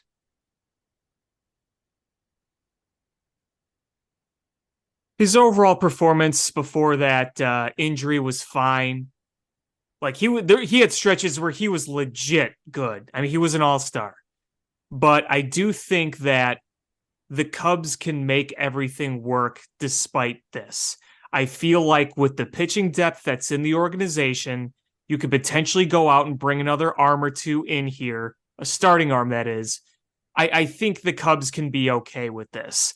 I always kind of felt that Marcus Stroman was a bridge ace, where, yes, over these last few years, he's going to be a good, solid, top-of-the-rotation pitcher, but with the way his deal was structured, regardless if he opted in or not, that I felt like he was going to be here just for a short term during this transition.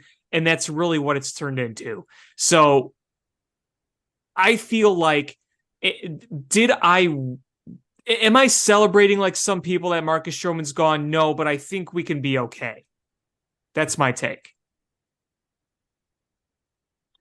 I don't know. I think the guy is being silly. I think the Cubs are. I prefer having the money from his contract. Honestly, it's a little bit of a relief. I mean, could Marcus Stroman come back and have a strong year? Yes, but I would prefer the Cubs to have that $20 million to be able to do something else with. Yeah, no, I mean, it's kind of one of those things where he was a quality player when healthy, but having that money, you can do a number of things with that. It's not a negative. And I feel like the Cubs are not sulking. I think they're saying, okay, we'll be okay. I really do. I think that they see this as, we're fine. We can allocate this money elsewhere. I don't think they're overly upset about it. So I just found audio of Marcus Stroman's agent when he told them he was going to decline that option. Let me play it quick.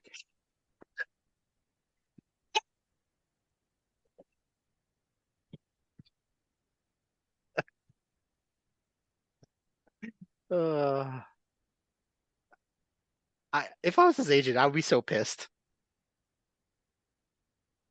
Yeah, I know, because we'll see how he gets paid next year and who pays him. Like I said, there'll be a team, number of teams that would want to have his services, but $21 million after what, a 9+ CRA in the second half? Yeah. A guy that never really has been a big bat misser. No. I mean, teams are probably going to look at him as a mid-rotation starter. Yep.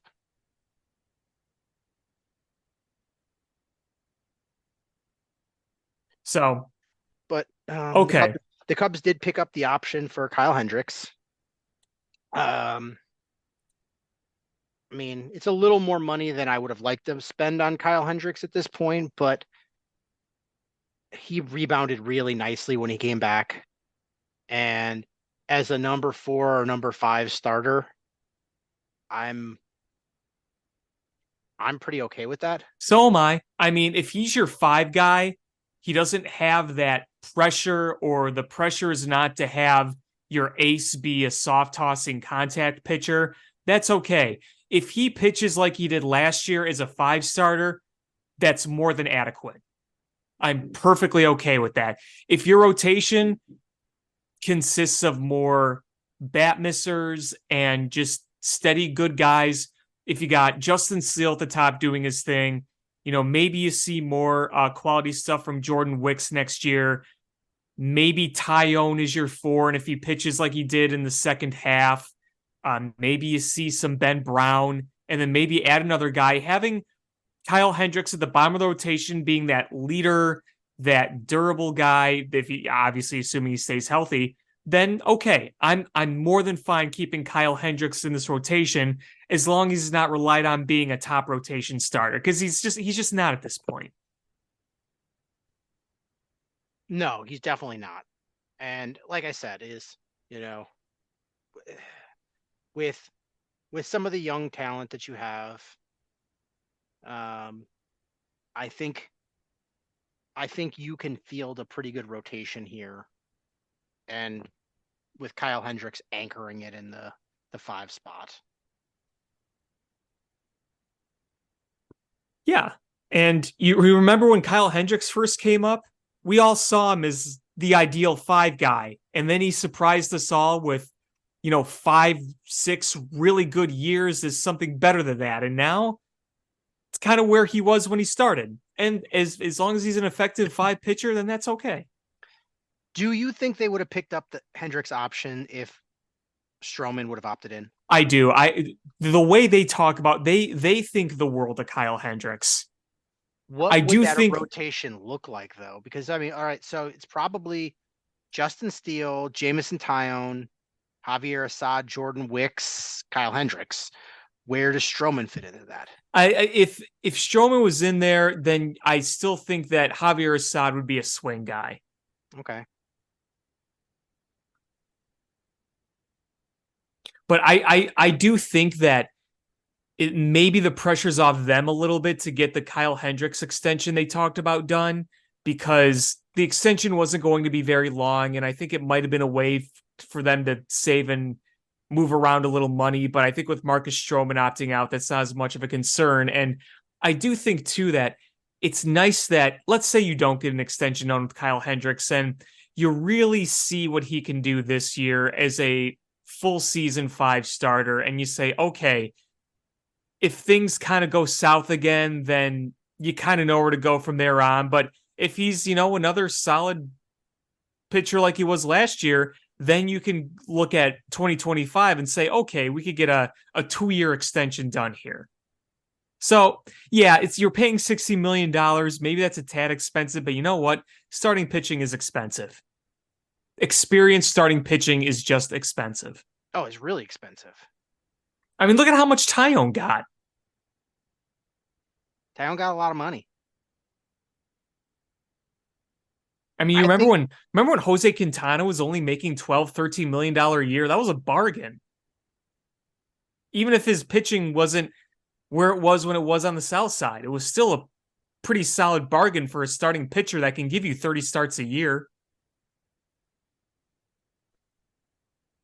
Okay, so as it stands right now, when we're recording this on November 5th,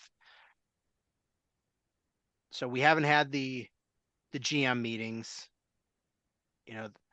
We haven't hit the free agency start yet. This is probably your opening day roster if you had to open the season tomorrow. Your outfield would be PCA, Ian Happ, Seiya Suzuki. Your catcher, Yan Gomes. Your infield would be Matt Mervis, Nico Horner, Dansby Swanson, Nick Madrigal, with Morel as your DH.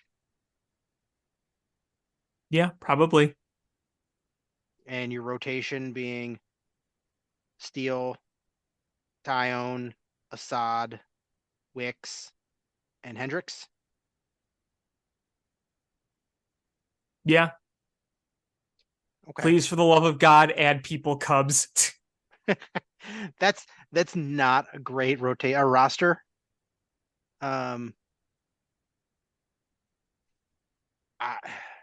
It's a foundation, but it's not enough to compete.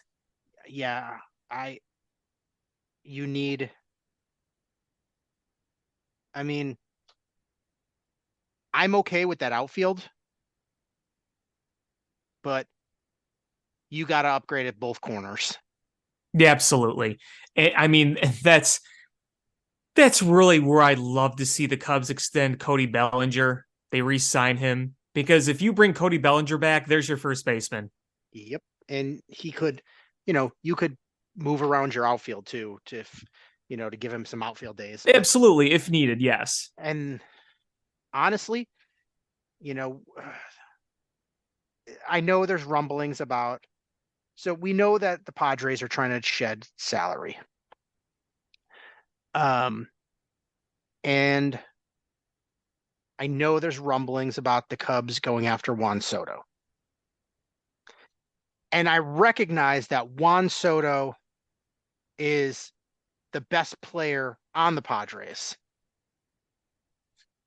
But he also plays a position where you've got a decent player.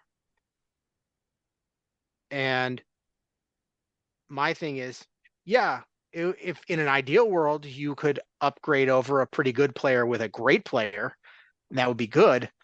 But in reality, I would prefer to upgrade over a poor player with a really good player and leave the pretty good players in place, and that just elevates the whole thing.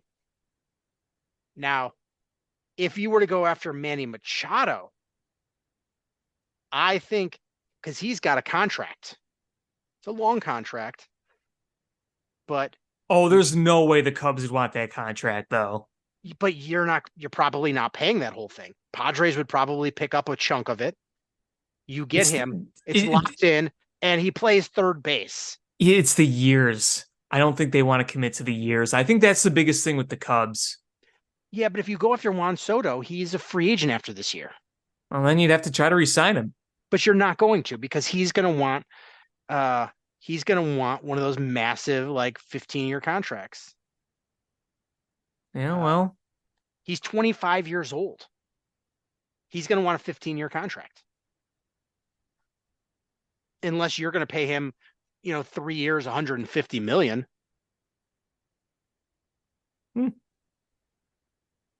For 4 total years of Juan Soto, I'd be all over that.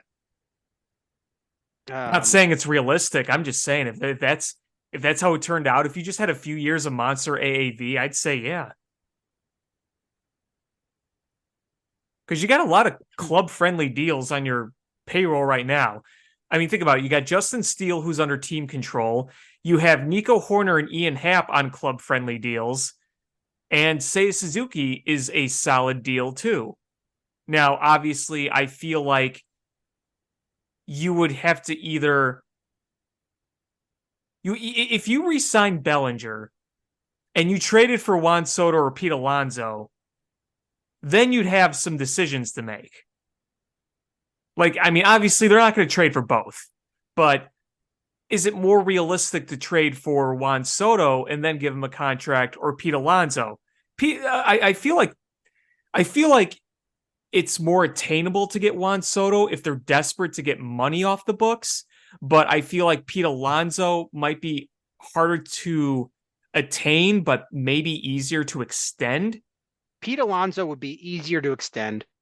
I believe Juan Soto is a Boris agent. He is, and that so you're not going to extend him. He's going to go into free agency. He's absolutely going to go into free agency. Yes. So you're basically renting him with the hopes of re-signing him.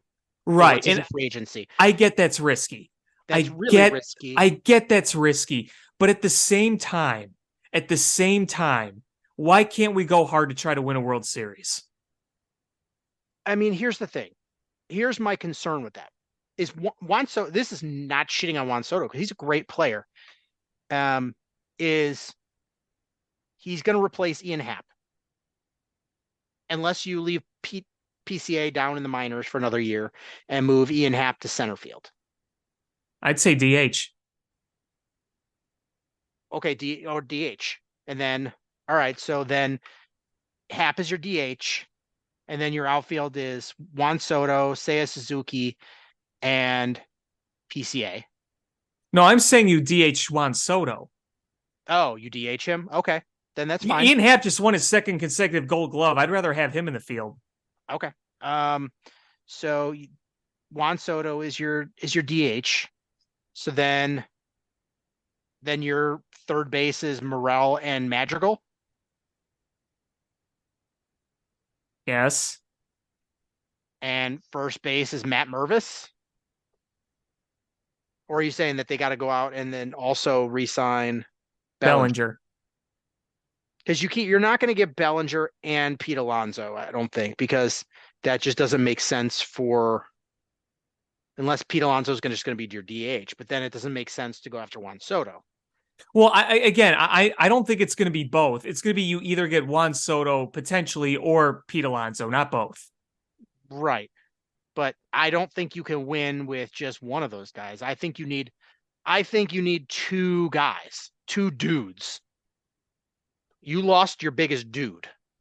So you need two dudes. And dudes that are available that you could trade for Juan Soto. You could re-sign Bellinger. You could trade for Pete Alonso. But what if you re-sign Bellinger and trade for one of those guys? You could. That's what I'm saying. You can get I either one of Alonso or Soto plus Cody Bellinger. Yeah, you have to sign. Act like a big market team. You can trade for one guy. I don't. If you trade for two guys, That's not happening. You're gonna waste your minor league, ammunition. Yeah, that's not happening. Yeah, that doesn't make any sense. I think you can sign one or trade for one of those two dudes, and then sign a free agent. And I'm gonna throw this out there.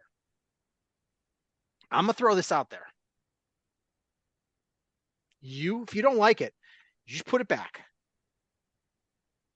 Is you work like you did with Madrigal in the offseason, in spring training with Morel. I'm being a better third baseman. You got Morel at third. You re-sign Bellinger. Bellinger's your primary first baseman. And you sign as a free agent to be your DH, Shohei Ohtani. Okay. Seiya Suzuki goes out there and he recruits him. Says, bro, I need somebody to speak Japanese with. Come here. And he's like, I really wanted to stay on the West Coast, but man, deep dish pizza is delicious. I want some Portillo's in my life. Whatever, however you say that in Japanese. And he comes here. Are you happy with that? Mm-hmm. Knowing that Seiya Suzuki will not be pitching. But then you mean Shohei Ohtani will not be pitching. But if he left-handed 40, 50 home run power, hell yeah, I'm happy with that. But let me throw this out there. Is then when he pitches in 2025, he replaces Kyle Hendricks in the starting rotation. Okay. Okay. You think I won't like that? By then, Kyle's going to be what, 35, 36? Yeah, you could put him in a box and let him watch from the stands. He could play the player ambassador.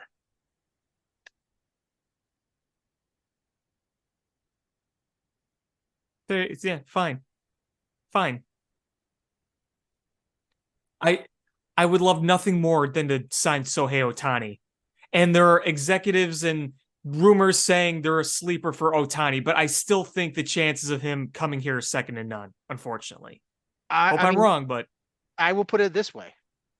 The chances of the Cubs signing Shohei Ohtani as a free agent are infinitely better for the Cubs than the White Sox.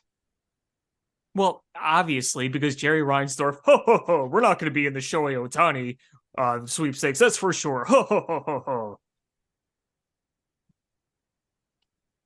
right, what about this, though?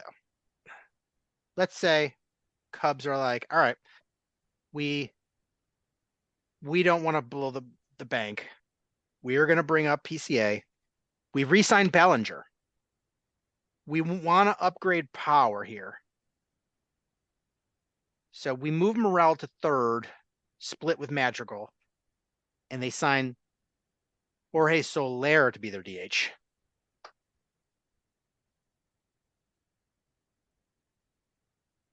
Yeah.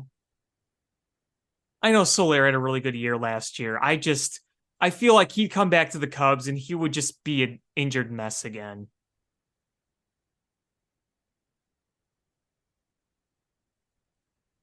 Right. If Soler resigned here and he ended up freaking hitting 40 bombs, then hell yeah, fine. I don't know. I worry about that. It's Soler is so on and off. The Cubs are predicting. When is this from? Oh, never mind. That didn't.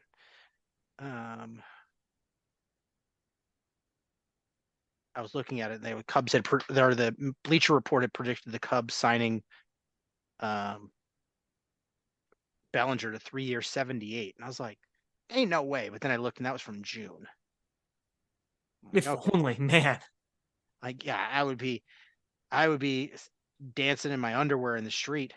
So can I just make a point about Jorge Soler here? Sure. Okay. So 2019. Let's go back to actually no, let's go back to since he was traded away. 2017, he played 35 games. Okay? Hit 144. 2018, 61 games, hit 9 home runs and 265. 2019, his first year, he played 162 games. He hit 265 and hit an American League leading 48 home runs. 2020, COVID year, hit 228, 8 home runs. Weird year. Okay. Between Atlanta and Kansas City in 2021, he hit 27 home runs, 233 with a 749 OPS. He had that big postseason. 2022 in Miami, 72 games, hit only 13 home runs and batted 207. This year, his first ever All-Star year, hit 36 homers, 250. So, point being, on and off, on and off, on and off. I just don't know that it would be a high risk, high reward, I feel like, if that was going to be your DH solution. Fair. I want to read something to you real quick before I saw this online, and it this is a total non sequitur. So I'm going to read you stats of 4 or 5 players, and you tell me which player you would rather have on your team. Okay. Player 1 had 2 home runs, 75 RBIs, 8 stolen bases, a 428 OBP, and an 840 OPS. Player How many home 2, runs? 2. Okay. Player 2 had 11 home runs, 127 RBIs, 11 stolen bases, a 450 OBP, and a 967 OPS. Player 3 hit 49 home runs with 166 RBIs, 9 stolen bases, a 465 OBP, and an 1172 OPS. Player 4 had 26 home runs, 404 on base, and a 1005 OPS. And player 5 had 35 home runs with 142 RBIs, a 388 on base, and a 987 OPS. Who are you picking on that one? 3. Number 3, right? Mm-hmm. Number 3 was 5th in MVP voting that year. His name, Lou Gehrig. Who was number 1? Mickey. He won. Number 1 was Mickey Cobb, won the MVP. What year 2 was home that? runs. I don't know, olden days. I mean, they didn't give a crap about OPS back then, that's for sure. Clearly not, because Lou Gehrig had almost a 1200 OPS and 4 home runs. It's funny when you look at those things when you're like, how the hell did that happen? Like there was a one. Let me see if I can find it. Days of old. Yeah, here we go. In this list here, player 1 had a 25 home runs, 76 RBIs, a 377 on base, and an 860 OPS. Player 2 had 39 home runs, 101 RBIs, 366 on base, and a 911 OPS. Player 3 had 27 home runs, 99 RBIs, 336 on base, and an 832 OPS. Player 4 had 25 home runs, 100 RBIs, 345 on base, and an 851 OPS. And player 5 had 29 home runs, 109 RBIs, a 386 on base, and an 894 OPS.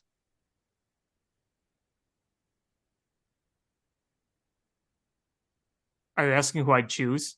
Who would you choose based on those stats? I can remember everything you just said. What could you just name the OPSs again? Sure. Player 1, 860, player 2, 911, player 3, 832, player 4, 851, and player 5, 894. 2. Yeah, that's who I'm choosing too. He did not win the MVP. That was Darryl Strawberry. Kirk Gibson won that. So the order of the voting was Kirk Gibson, Darryl Strawberry, Kevin McReynolds, Andy Van Slyke, and Will Clark. It's funny how the voting was so different. And then Yeah, different standards. fifth in voting was Oral Hershiser.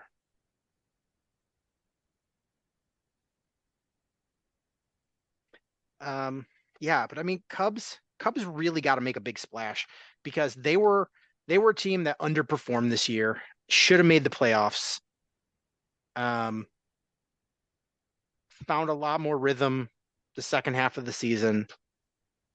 They need, I think, to make a big splash because if they lose Bellinger, they lose a lot of that ability to be a good team, I think.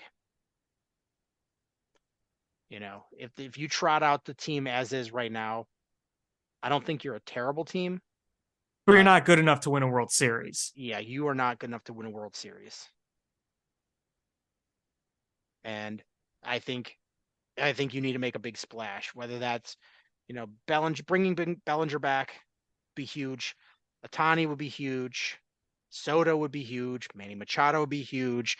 Pete Alonso would be huge. Can you imagine how many home runs Pete Alonso would hit in Wrigley Field? Oh, yeah. If warm days with the wind blowing out, give that to me. Yeah. He's hitting 60 home runs. That would be huge. Pete Alonso just sitting in the dugout as the DH, eating Portillo sandwiches. No. Oh, you got to go up, and he's like, what's better than stick them on your hands? Portillo's juice. Just dripping. He's going out there in the batting circle. Other guys are, they got their fungo bat or the weight on their bat, and he's just squeezing out a beef sandwich onto his hands. That's the way to do it, man. I don't really want to talk about the Bulls because they stink. They're terrible. No. We could talk more about the other stuff next week, probably. Yeah, I just quickly want to say, man, we hyped up the Blackhawks, and then immediately after we finished recording, they shit the bed against Arizona. I had several people texting me about that. They're like, we like how you talked about the Blackhawks beating the Knights and then they lose 8-1 to Arizona. It's like, yeah, well, that's what we do. We jinx things. Oh yeah, we totally jinx things. But you know what? They're a young team. They're a young team. They're going to have those nights. Soderblom has had his struggles. Yeah, Peter Mrazek's been much better. He's had some struggles. So Mrazek has been Mrazek's been the better goalie. And we saw that in last game. Today against the Devils, you started out strong, got an early goal, and then gave up 2 quick ones after that, and it's just downhill from there. That power play of the Devils is really good. The Devils team's really good. We're gonna be living through a lot of crap. This year there's gonna be ups, there's gonna be downs. Really, it's about getting Lucas Reichel up to speed, getting Connor Bedard experience, Korchinski, which scored a great goal the other night. He did, but he was a -3 today. Yeah, well, it's gonna happen. It's gonna happen. 18 years old. The goods outweigh the bads by a long shot. Yeah, but Vlasic returned to the lineup today or yesterday. Last game, sorry. So that's good. I mean, he was really good for the Blackhawks. So it's nice to have him back. Had a decent game today. So it's a lot of it's going to be a lot of ups and downs. You're going to have exciting nights. You're going to have shitty nights, and we're just going to have to live with that. And I think as fans, we're okay with that because you see the path forward. I think that's always the biggest thing is if you can see a path forward, and we finally see a path forward with this team. Yeah, it's just that's the nature of the beast when you're rebuilding. Yeah. Was there anything else you want to talk about? Nope, I think I've said my piece. I think that's going to do it for this episode of Bill Swerski Sports Talk Chicago. I want to thank everybody so much for listening. Please hit subscribe however you listen to podcasts, whether it's iTunes, Stitcher, YouTube, Google Play, Spotify, etc. Share this podcast with your friends, how we grow the show. Follow us on social media at Swerski Sports, Facebook.com/Swerski Sports, SwerskiSports.com, or ShyFanPat2 for Alex on Twitter, or AlexanderJPatCreative.com for all the cool stuff that Alex does. And again, thank you guys so much for listening. And until next time, bear down. Cubs win! What a lucky break! The good Lord wants the Cubs to win! We thank Ditka and God for all they have provided. Cubs win! Cubs win! Cubs win! Oh, I don't want her. You can have her. She's a Packer fan. She can't fit in my van. And she looks like number New Yorkers. Smoking crack is not legal on planes. Bears 31 to -7. The Bears. Oh, when the Bears go bearing down, I wanna